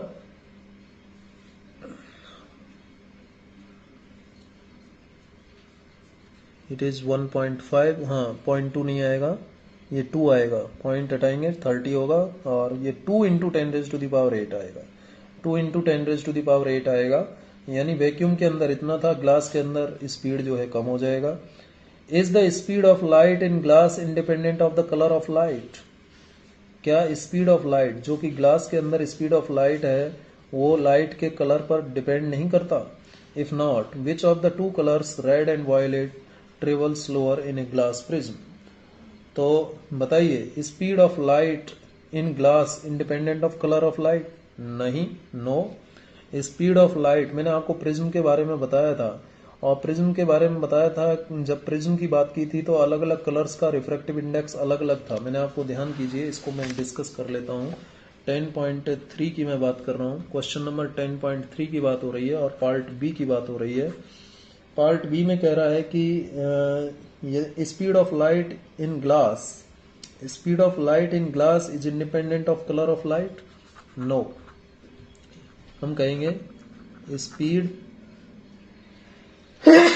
of light in glass, no, speed of light in glass depends on colour of light. ठीक है, इंडिपेंडेंट नहीं होता। स्पीड ऑफ लाइट कलर पर डिपेंड करता है, ध्यान रखिए। मैंने ये नो किसके लिए लिखा है, क्वेश्चन कह रहा है कि is the speed of light is in glass independent of colour of light, तो उसका आंसर हो गया नो।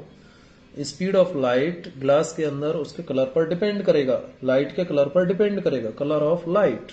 ठीक है, अब मैंने ध्यान कीजिए अलग अलग कलर के लिए आपको अलग अलग रिफ्रैक्टिव इंडेक्स बताया था। तो जब हम रेड की वेवलेंथ की बात करते हैं, रेड कलर की वेवलेंथ सबसे ज्यादा होती है। उसके बाद में मैंने आपको बताया था बिवग्योर ऑर्डर में। ठीक है, बिवग्योर ऑर्डर में, बिवग्योर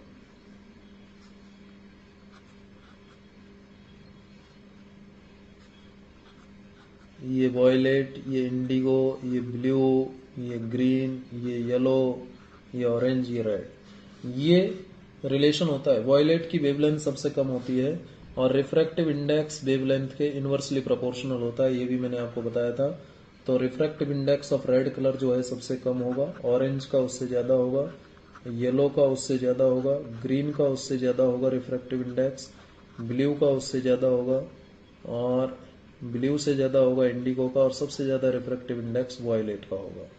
ठीक है, अब ग्लास प्रिज्म में कौन स्लो मूव करता है, रेड या वॉयलेट? रेड या वॉयलेट कौन सा स्लो मूव करता है? तो भाई डेफिनेटली यदि हम mu is equal to c upon v glass के अंदर बात करते हैं तो v g is equal to c upon mu आएगा। तो जिसका रिफ्रैक्टिव इंडेक्स ज्यादा होगा उसकी स्पीड कम होगी। अब आप जानते हो यहाँ पर पूछ रहा है रेड और वॉयलेट का तो रेड और वॉयलेट में रिफ्रैक्टिव इंडेक्स देखिए, रेड का रिफ्रैक्टिव इंडेक्स सबसे कम होता है, वॉयलेट का सबसे ज्यादा होता है। ठीक है, रेड वॉयलेट का सबसे ज्यादा होता है। तो speed of light in glass is inversely proportional to refractive index. ठीक है, तो speed of light in red colour, ठीक है, वो क्या हो जाएगा, ज्यादा हो जाएगा speed of light in violet colour, क्योंकि वॉयलेट कलर का रिफ्रैक्टिव इंडेक्स ज्यादा है तो उसके स्पीड कम हो जाएगा, और रेड कलर का रिफ्रैक्टिव इंडेक्स कम है तो स्पीड ज्यादा हो जाएगा। ठीक है, the violet colour travels slower, तो स्लोअर कौन होगा, वॉयलेट कलर, और फास्टर कौन होगा, red colour, red colour faster होगा। ठीक है, ये क्वेश्चन हो गया 10.3। आगे हम चलते हैं 10.4 की बात करेंगे। In a Young's double slit experiment the slits are separated by 0.28 millimeter and the screen is placed 1.4 meter away. The distance between the central bright fringe and the fourth bright fringe is measured to be 1.2 centimeter. Distance between the central bright fringe and the fourth bright fringe is measured to be 1.2 centimeter. Determine the wavelength of light used in the experiment. तो सबसे पहले diagram बना लेते हैं इस question का। Example 10.4 की बात हो रही है। क्या कह रहा है, in Young's double slit experiment. ठीक है, ये यंग्स डबल स्लिट एक्सपेरिमेंट बना लेते हैं। ये है आपका S1 और यहाँ होता है S2 और यहाँ होता है स्क्रीन, ये स्क्रीन। ठीक है, आगे स्लिट्स आर सेपरेटेड, ये जो स्लिट्स हैं ये सेपरेटेड है 0.28 मिलीमीटर डिस्टेंस से, and screen is placed 1.4 metre away, और ये स्क्रीन जो है 1.4 मीटर अवे रखा हुआ है। ठीक है, the distance between the central bright fringe, ये सेंट्रल ब्राइट फ्रिंज बनेगी, सेंट्रल ब्राइट फ्रिंज है ये, सेंटर ऑफ स्क्रीन पर बनेगी। सेंट्रल ब्राइट फ्रिंज से फोर्थ ब्राइट फ्रिंज का डिस्टेंस आपको दे रखा है, फोर्थ ब्राइट फ्रिंज, ये जो डिस्टेंस है आपको दे रखा है, फोर्थ ब्राइट फ्रिंज का जो डिस्टेंस है वो 1.2 सेंटीमीटर है। कितना है, 1.2 सेंटीमीटर। तो कह रहा है कि वेवलेंथ ऑफ लाइट, यहां से जो लाइट निकलेगी उसकी वेवलेंथ क्या होगी। ठीक है, वेवलेंथ ऑफ लाइट कितना होगा ये हमें पता करना है। तो देखिए आपको जो दे रखा है डी की वैल्यू दे रखी है 0.28 मिलीमीटर, मिलीमीटर है तो मीटर में बदलें तो 28 इंटू 10⁻³ -3 मीटर, इस तरीके से लिखा जा सकता है। ये डी हो गया। ठीक है, और डी का कैपिटल डी 1.4 मीटर है। सबसे पहले यूनिट सेम करेंगे ना हम सबका, फिर आपको और क्या दे रखा है, आपको दे रखा है फोर्थ ब्राइट फ्रिंज का डिस्टेंस यानी x4 हम इससे कह सकते हैं, ये x4 के बराबर हो जाएगा ना, xn nv को xn लेते हैं तो ये फोर्थ है तो x4 हो जाएगा, x4 is equal to 1.2 centimetre और इसको भी मीटर में बदल रहे हैं 1.2 इंटू 10⁻⁻² मीटर। ठीक है, x4 की वैल्यू आ गई। अब लेमडा निकालना है तो देखिए आप जानते हो, याद कीजिए xn ब्राइट फ्रिंज के लिए हमने xn की वैल्यू ये निकाली थी, याद कीजिए भाई। x की वैल्यू हमारे पास कितनी थी, x की वैल्यू जब हमने पाथ डिफरेंस निकाला था तो कितना आया था, x into small D upon capital D आया था। ठीक है, और ब्राइट फ्रिंज के लिए पाथ डिफरेंस एन लेमडा होता है, तो x बराबर क्या आया था, n lambda into capital D upon small d, ये आया था ना ब्राइट फ्रिंज के लिए, इन दोनों को बराबर रखने से तो ये रख दिया। n की वैल्यू क्या है, फोर्थ फ्रिंज है, n इज इक्वल टू 4 है। और लेमडा क्या है, लेमडा है आपका निकालना है लेमडा तो, और कैपिटल डी कितना है 1.4 मीटर है, और स्मॉल डी कितना है 0.28 इंटू 10⁻³ मीटर। ठीक है, और ये मीटर, और ये xn कितना है यानी x4 हो जाएगा ये, और ये है 1.2 इंटू 10⁻²। ठीक है, तो यहाँ से लेमडा की वैल्यू आप निकाल लीजिए। लेमडा की जो वैल्यू आएगी 1.2 into 10⁻² into 0.28 into 10⁻³ upon 4 into 1.4।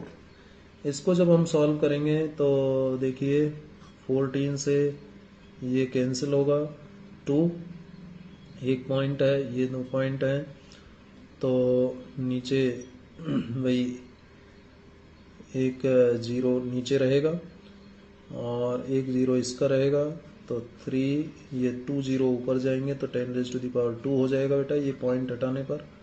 ठीक है, तो 3 आया, और देखिए ये 2 है 6, और -2 -3 -5, और +2 है, ये ऊपर जाएगा तो -2 हो जाएगा -7, 6 इंटू 10⁻⁻7 मीटर आ जाएगा, ये लेमडा आ जाएगा।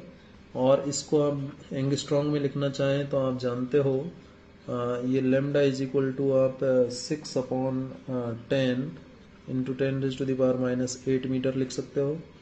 तो आप जानते हो इसको एंगस्ट्रॉन्ग लिखा जा सकता है।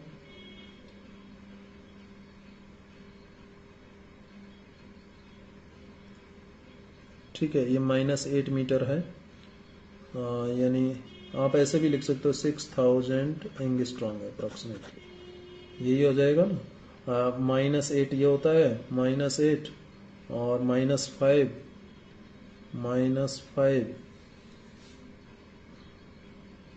6 इंटू 10⁻⁻7 अप्रॉक्सीमेटली यही आएगा। ठीक है, ये हो गया आपका वेवलेंथ, तो इस तरीके से निकाल सकते हो। नेक्स्ट क्वेश्चन पर बात करेंगे, क्वेश्चन नंबर 10.5। ये 10.5 है, क्या कह रहा है, in Young's double slit experiment using monochromatic light of wavelength lambda the intensity of light at a point on screen where path difference is lambda is K unit.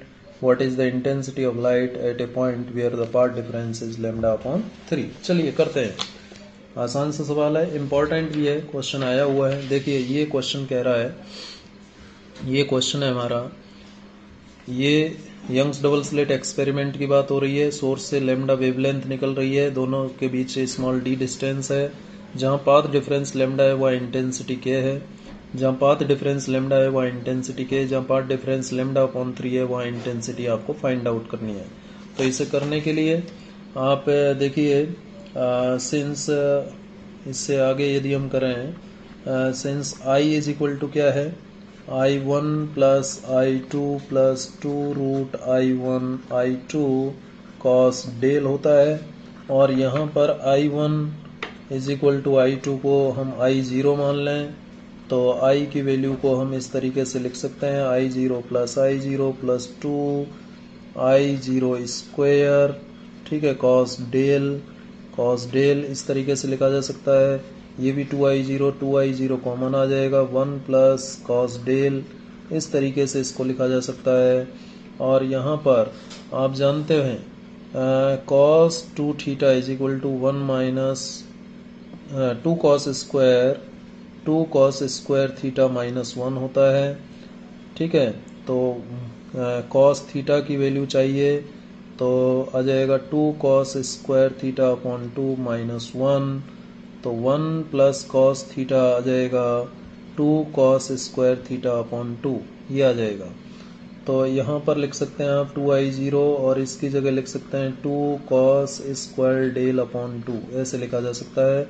यानी ये आ जाएगा 4i0 cos square del upon 2, ये value आ जाएगी i की। ठीक है, इस तरीके से पहले लिख लीजिए इंटेंसिटी को। अब देखिए when path difference is lambda, तो इंटेंसिटी कितनी दे रखी है k। ठीक है, पाथ डिफरेंस जब लैम्डा है तो फेज डिफरेंस कितना होगा, del upon 2 pi into path difference, मैंने आपको बताया था del upon 2 pi is equal to delta upon lambda is equal to delta T upon T, ये फॉर्मूला बता रखा है मैंने आपको। तो पहले दो का यूज करके, इन दोनों का यूज करके आप फेज डिफरेंस इस तरीके से निकाल सकते हो, और ये आ जाएगा del is equal to 2 pi upon lambda, path difference lambda, तो 2 पाई आ गया डेल का वैल्यू। ठीक है, तो i की वैल्यू कितनी आ जाएगी, 4i0 कॉस स्क्वायर डेल की जगह रखेंगे 2 पाई अपॉन 2, ये आ जाएगा।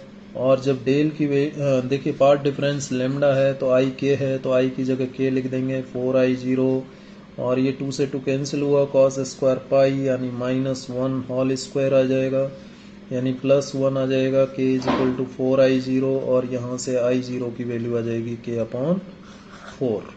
ठीक है, ये आ गई। अब देखिए when path difference is lambda upon 3, तो i कितना होगा ये हमें निकालना है। ठीक है, तो इसके लिए पहले फेज डिफरेंस पता कर लो, 2 pi upon lambda into lambda upon 3 हो जाएगा। ठीक है, तो लैम्डा से लैम्डा यानी 2 पाई अपॉन 3, ये फेज डिफरेंस आ जाएगा। तो i की value 4i0 cos square del upon 2 इस फॉर्मूले में रखो, i की वैल्यू निकालनी है, 4i0 की वैल्यू k अपॉन 4 आ गई है, कॉस स्क्वायर डेल का वैल्यू 2 पाई अपॉन 3, और नीचे 2 ऑलरेडी है, 2 पाई अपॉन 6 हो जाएगा, तो ये k हो गया, कॉस स्क्वायर पाई अपॉन 3 आ गया, और pi upon 3 cos pi upon 3 का वैल्यू होता है 1/2, कितना होता है 1/2। ठीक है, तो 1/2 का होल स्क्वायर हो जाएगा ये, और ये आ जाएगा k अपॉन 4, i की वैल्यू कितनी आ जाएगी k अपॉन 4, ये इंटेंसिटी आ जाएगी i is equal to k upon 4, ये आंसर आ जाएगा। जब पाथ डिफरेंस लैम्डा अपॉन 3 है तो इंटेंसिटी कितनी आ जाएगी k अपॉन 4। ठीक है, चलिए नेक्स्ट सवाल पर बढ़ेंगे। क्वेश्चन नंबर 10.6 क्या कह रहा है, A beam of light consisting of two wavelengths 650 nanometer and 520 nanometer is used to obtain interference fringe in a Young's double slit experiment। एक Young's double slit experiment है, उसमें आपको दो वेवलेंथ हैं 650 नैनोमीटर 520 नैनोमीटर, इनका यूज करते हुए आपने इंटरफेरेंस पैटर्न प्राप्त किया है। A. Find the distance of the third bright fringe on the screen from the central maximum for wavelength 650 nanometre. 650 nanometre wavelength के लिए आपको थर्ड ब्राइट फ्रिंज की डिस्टेंस पता करनी है। दूसरा, what is the least distance from the central maximum where the bright fringe due to both the wavelength coincide। वो least यानी मिनिमम डिस्टेंस क्या होगी सेंट्रल मैक्सिमम से, जहां पर दोनों वेवलेंथ के कारण ब्राइट फ्रिंज जो बनेंगी वो कॉन्साइड होती है। तो बहुत ही अच्छा सवाल है, करते हैं इस सवाल को। दो वेवलेंथ हैं, सबसे पहले क्या क्वेश्चन में कह रहा है वो देख लेते हैं। क्वेश्चन नंबर 10.6 की बात हो रही है। 10.6 में कह रहा है a beam of light consisting of two wavelength. ठीक है, यंग्स डबल स्लिट एक्सपेरिमेंट, ये एस और ये बना लिया हमने Young's double slit experiment S1 S2, और ये बन गई स्क्रीन। ये डिस्टेंस होती है आप जानते हैं कैपिटल डी, ये डिस्टेंस होती है स्मॉल डी। सोर्स एस से दो वेवलेंथ की लाइट निकलती है, लैम्डा 1 और लैम्डा 2। लैम्डा 1 दे रखा है आपको कितना, 650 नैनोमीटर, 650 नैनोमीटर, और लैम्डा 2 दे रखा है आपको 520 नैनोमीटर। ये दो वेवलेंथ की लाइट निकलती है। A beam of light consisting of two wavelength is used to obtain interference fringe. ठीक है, थर्ड ब्राइट फ्रिंज का डिस्टेंस कितना होगा, यहाँ सेंट्रल ब्राइट है, ये सेंट्रल ब्राइट है। सेंट्रल ब्राइट से ये जो थर्ड ब्राइट फ्रिंज मतलब x3 निकालना है। यहाँ ब्राइट फ्रिंज बनेगी कौन सी, थर्ड ब्राइट फ्रिंज। इस थर्ड ब्राइट फ्रिंज का डिस्टेंस x3 हमें चाहिए, तो कैसे निकालें, देखिए मैं जानता हूँ कि xn is equal to n lambda into capital D upon small d होता है। तो यदि थर्ड ब्राइट फ्रिंज की डिस्टेंस निकालनी है तो n की जगह हो जाएगा 3 lambda into capital D upon small d. अब आप कहेंगे लेमडा क्या है, लेमडा आप कौन सा लेंगे, लेमडा लेंगे 650 नैनोमीटर।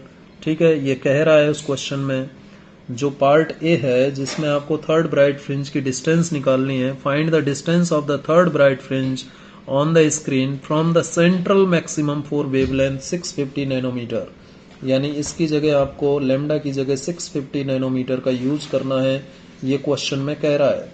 ठीक है, इनटू कैपिटल डी क्या होगा, कैपिटल डी की जो वैल्यू है, कैपिटल डी की जो वैल्यू है वो हमें क्या करना होगा, दे रखी है, इसमें दे रखी है, यस क्वेश्चन में दे रखी है।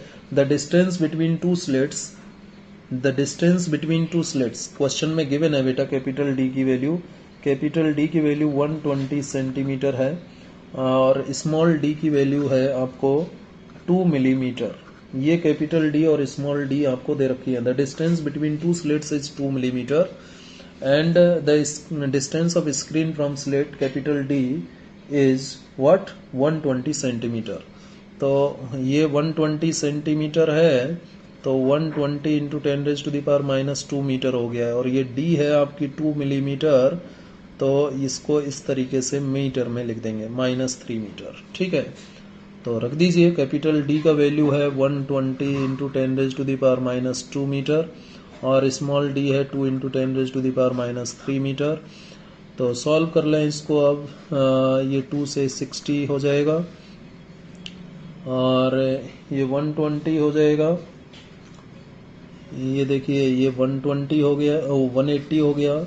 650 इंटू 180 इंटू 10⁻⁻9 इंटू 10⁻⁻² इंटू 10⁻3। इसको सॉल्व करोगे तो ये देखिए प्लस के 3 तो ये हैं, और ये 2 हो जाएंगे, तो प्लस के 5 हो जाएंगे, और प्लस के 5 और माइनस का 11, तो -6 हो जाएगा, 10⁻⁻6, और ये 65 इंटू 80 ये हो जाएगा 18 पंजे 90 का 0,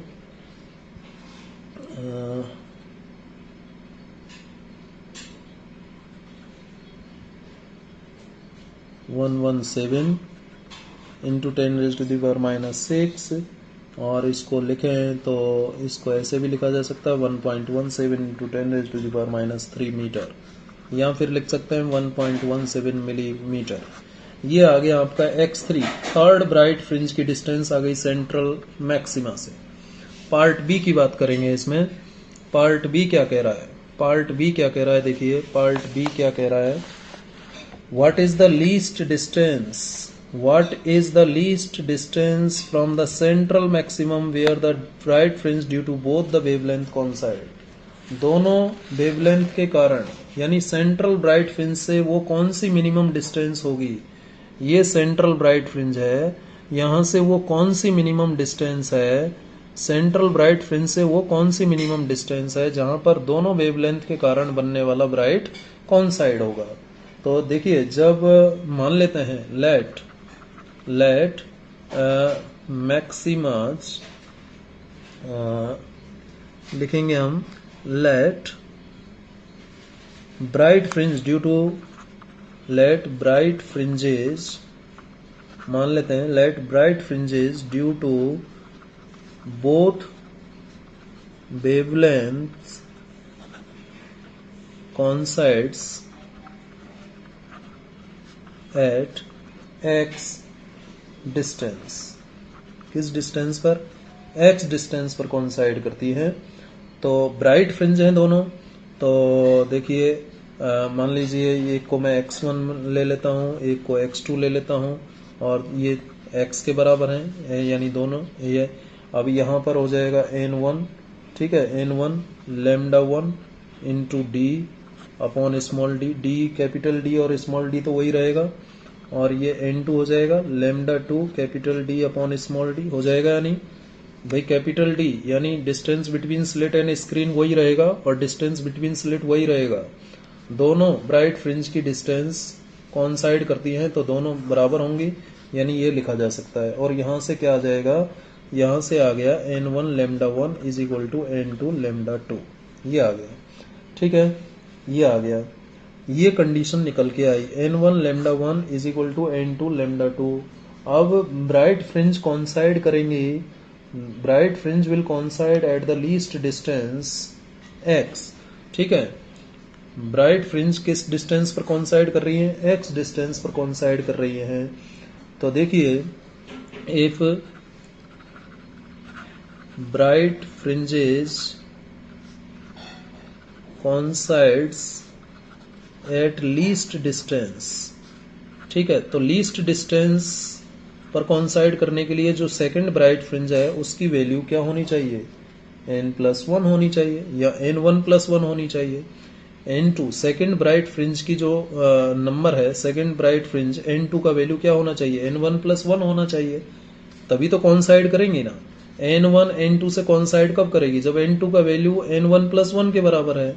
तो मैं यहाँ पर लिख सकता हूँ n1 lambda 1 is equal to n1+1 into lambda 2, ये लिखा जा सकता है, ठीक है, ये लिखा जा सकता है। और यहाँ से मेरे पास कंडीशन क्या आ गई, n1 lambda 1 is equal to n1 lambda 2 plus lambda 2, ये कंडीशन आई। और मुझे क्या चाहिए, मुझे क्या चाहिए, मुझे चाहिए लीस्ट डिस्टेंस, लीस्ट डिस्टेंस मुझे चाहिए, यानी x चाहिए, x चाहिए। तो पहले तो मैं इससे n1 की वैल्यू पता कर लूँ, n1 की वैल्यू आ जाएगी ना यहाँ से, n1 बराबर क्या आ जाएगा, इसको इधर लाऊंगा तो lambda 2 upon lambda 1 minus lambda 2, n1 आ जाएगा इससे, ठीक है, n1 आ जाएगा, n1 आ जाएगा। और यहाँ से देखिए n1 लैम्डा 2 कितना है, लैम्डा 2 कितना है 520 नैनोमीटर, 520 नैनो मतलब इतना, और लैम्डा 1 कितना है 650 नैनो यानी इतना, माइनस लैम्डा 2 यानी 520 नैनो इतना। अब इसको सॉल्व करें तो ऊपर 520 इंटू 10⁻⁻9 है, और नीचे 0 3 130 इंटू 10⁻⁻9 है, ये कैंसिल हो जाएंगे तो ये 4 आ गया, यानी n1 की वैल्यू 4 आ गई। लीस्ट डिस्टेंस के लिए n1 की वैल्यू 4 आई, तो x की वैल्यू क्या हो जाएगी, देयरफॉर x वुड बी, जो लीस्ट डिस्टेंस होगी, देयरफॉर लीस्ट डिस्टेंस क्या हो जाएगी, x लीस्ट डिस्टेंस बराबर होगी n1 into lambda 1 d1 upon क्या, स्मॉल d। और अब n1 क्या होगा, n1 का वैल्यू होगा 4, ठीक है, और लैम्डा 1 कितना है, लैम्डा 1 है आपका 650 नैनोमीटर, ठीक है, और कैपिटल D कितना है, कैपिटल D है आपका 120 सेंटीमीटर यानी इतना मीटर, अपॉन स्मॉल d कितना है, स्मॉल d है 2 मिलीमीटर यानी इतना मीटर, ठीक है। तो ये आ गया, अब इसको सॉल्व करें 2 से, ये 2, ठीक है, तो 0 0 0 इंटू 120 इंटू -9 -2 -11 -3 ऊपर जाएगा तो -8, और ये हो जाएगा 36 50 और 3 जीरो है तो -5 ये आ जाएगा। और इसको मैं लिख सकता हूँ 1.56 इंटू 10⁻³ मीटर, यानी 1.56 मिलीमीटर। ये लीस्ट डिस्टेंस हो गया जहाँ पर दोनों ब्राइट फ्रिंज कॉन्साइड करेंगी। तो यहाँ पर की पॉइंट ये है भाई, पहला तो हो जाएगा bright fringe, third bright fringe का डिस्टेंस। दूसरे पॉइंट में जब दोनों कॉन्साइड करती हैं तो x1 = x2, तो ये कंडीशन आप सबसे पहले निकालिए। फिर इस कंडीशन में देखिए कॉन्साइड करती है तो n2 का वैल्यू n1 + 1 के बराबर होगा, तो यहाँ से n1 आ जाएगा आपका, n1 यानी 4 आ गया। तो फिर x की वैल्यू रख दीजिए यहाँ पर n1 λ1 d1 upon small d। तो इस तरीके से लीस्ट डिस्टेंस आपको मिल जाएगी ब्राइट फ्रिंज के लिए। चलिए आगे बढ़ेंगे। क्वेश्चन नंबर 10.7, ये लास्ट क्वेश्चन होगा, इसको सॉल्व कर लेते हैं। In a Young's double slit experiment, the angular width of a fringe is found to be 0.2 degree. Angular width की बात हो रही है बेटा, एंगुलर विड्थ यानी थीटा, ठीक है। यंग्स डबल स्लिट एक्सपेरिमेंट है, एंगुलर विड्थ इतना मिलता है स्क्रीन पर, और स्क्रीन 1 मीटर डिस्टेंस पर है। The wavelength of light used is 600 nanometre. What will be the angular width of the fringe if the entire experimental apparatus is immersed in water? Take refractive index of water 4/3। मतलब क्या कह रहा है, देखिए बहुत ही अच्छा सवाल। 10.7 क्वेश्चन में कह रहा है कि यंग्स डबल स्लिट एक्सपेरिमेंट की बात हो रही है। ये यंग्स डबल स्लिट एक्सपेरिमेंट है, मान लीजिए ये S1 S2 और ये स्क्रीन है। ये स्क्रीन का सेंटर पॉइंट हो गया, और स्क्रीन और स्लिट्स के बीच का ये जो डिस्टेंस है ये 1 मीटर दे रखा है, ठीक है, 1 मीटर दे रखा है। और आपको दे रखा है वेवलेंथ ऑफ लाइट लेमडा जो इस सोर्स से निकल रही है 600 नैनोमीटर, ये भी आपको दे रखा है, ठीक है। ओके, 600 नैनोमीटर ये डिस्टेंस दे रखा है, और 1 मीटर ये कैपिटल, अच्छा 1 मीटर क्या है। In a Young's double slit experiment the angular width of a fringe is found to be 0.2 degree on a screen placed 1 metre away. The wavelength of light is 600 nanometre. What will be the angular fringe width if whole apparatus is immersed in water, ठीक है। What will be the angular width of the fringe यदि पूरा की पूरा apparatus water में emerge कर दिया जाए। तो देखिए जब एयर में, फॉर एयर की बात करूं तो एंगुलर फ्रिंज विड्थ क्या होता है, एंगुलर फ्रिंज विड्थ ये इसका रेशो होता है, ठीक है, इसका रेशो होता है एंगुलर फ्रिंज विड्थ, ये रेशो होता है। और बीटा की जगह आप ये लिख देते हो, ये लिखते हो, तो यहां से ये निकल के आता है लेमडा अपॉन स्मॉल डी, ये निकल के आता है एंगुलर फ्रिंज विड्थ, ठीक है। और यहां से स्मॉल डी हमें निकालना होगा, लेमडा अपॉन थीटा, और थीटा की वैल्यू आपको दे ही रखी है, इसका यूज हम बाद में कर लेंगे। फॉर लिक्विड की यदि हम बात करें, लिक्विड यानी वाटर में जब इसको पूरा डुबो दिया जाता है तो थीटा, वाटर की मैं बात करूं तो बीटा वाटर हो जाएगा अपॉन कैपिटल डी हो जाएगा, यही होगा, ठीक है। नहीं, इसको इस तरीके से लिखेंगे बेटा, theta water is equal to theta air upon mu हो जाएगा। और थीटा एयर ये है आपका, थीटा एयर कितना है, लेमडा अपॉन स्मॉल डी है, ठीक है। और ये थीटा डब्लू है, ठीक है। देखिए थीटा डब्लू क्या होगा, थीटा डब्लू हो जाएगा, जैसे थीटा एयर है lambda upon small D upon mu है, तो थीटा डब्लू क्या हो जाएगा, लेमडा डैश, वेवलेंथ अलग हो जाएगी, वेवलेंथ वाटर के अंदर अलग हो जाएगी, और जो स्मॉल डी है वो तो वही रहेगा, स्लिट्स के बीच का डिस्टेंस थोड़ी ना बदलेगा, पानी के अंदर डुबोगे तो स्लिट्स का डिस्टेंस तो वही रहेगा। तो सिंपली ये हो जाएगा, डी निकालने की भी जरूरत यहाँ पर नहीं है, हमें थीटा मिल गया और हम ये फॉर्मूला जानते हैं, ठीक है। और यहाँ से आप निकाल लीजिए क्या निकालना है, एंगुलर फ्रिंज विड्थ हमें चाहिए, एंगुलर फ्रिंज विड्थ हमें चाहिए, यानी यही चाहिए हमें।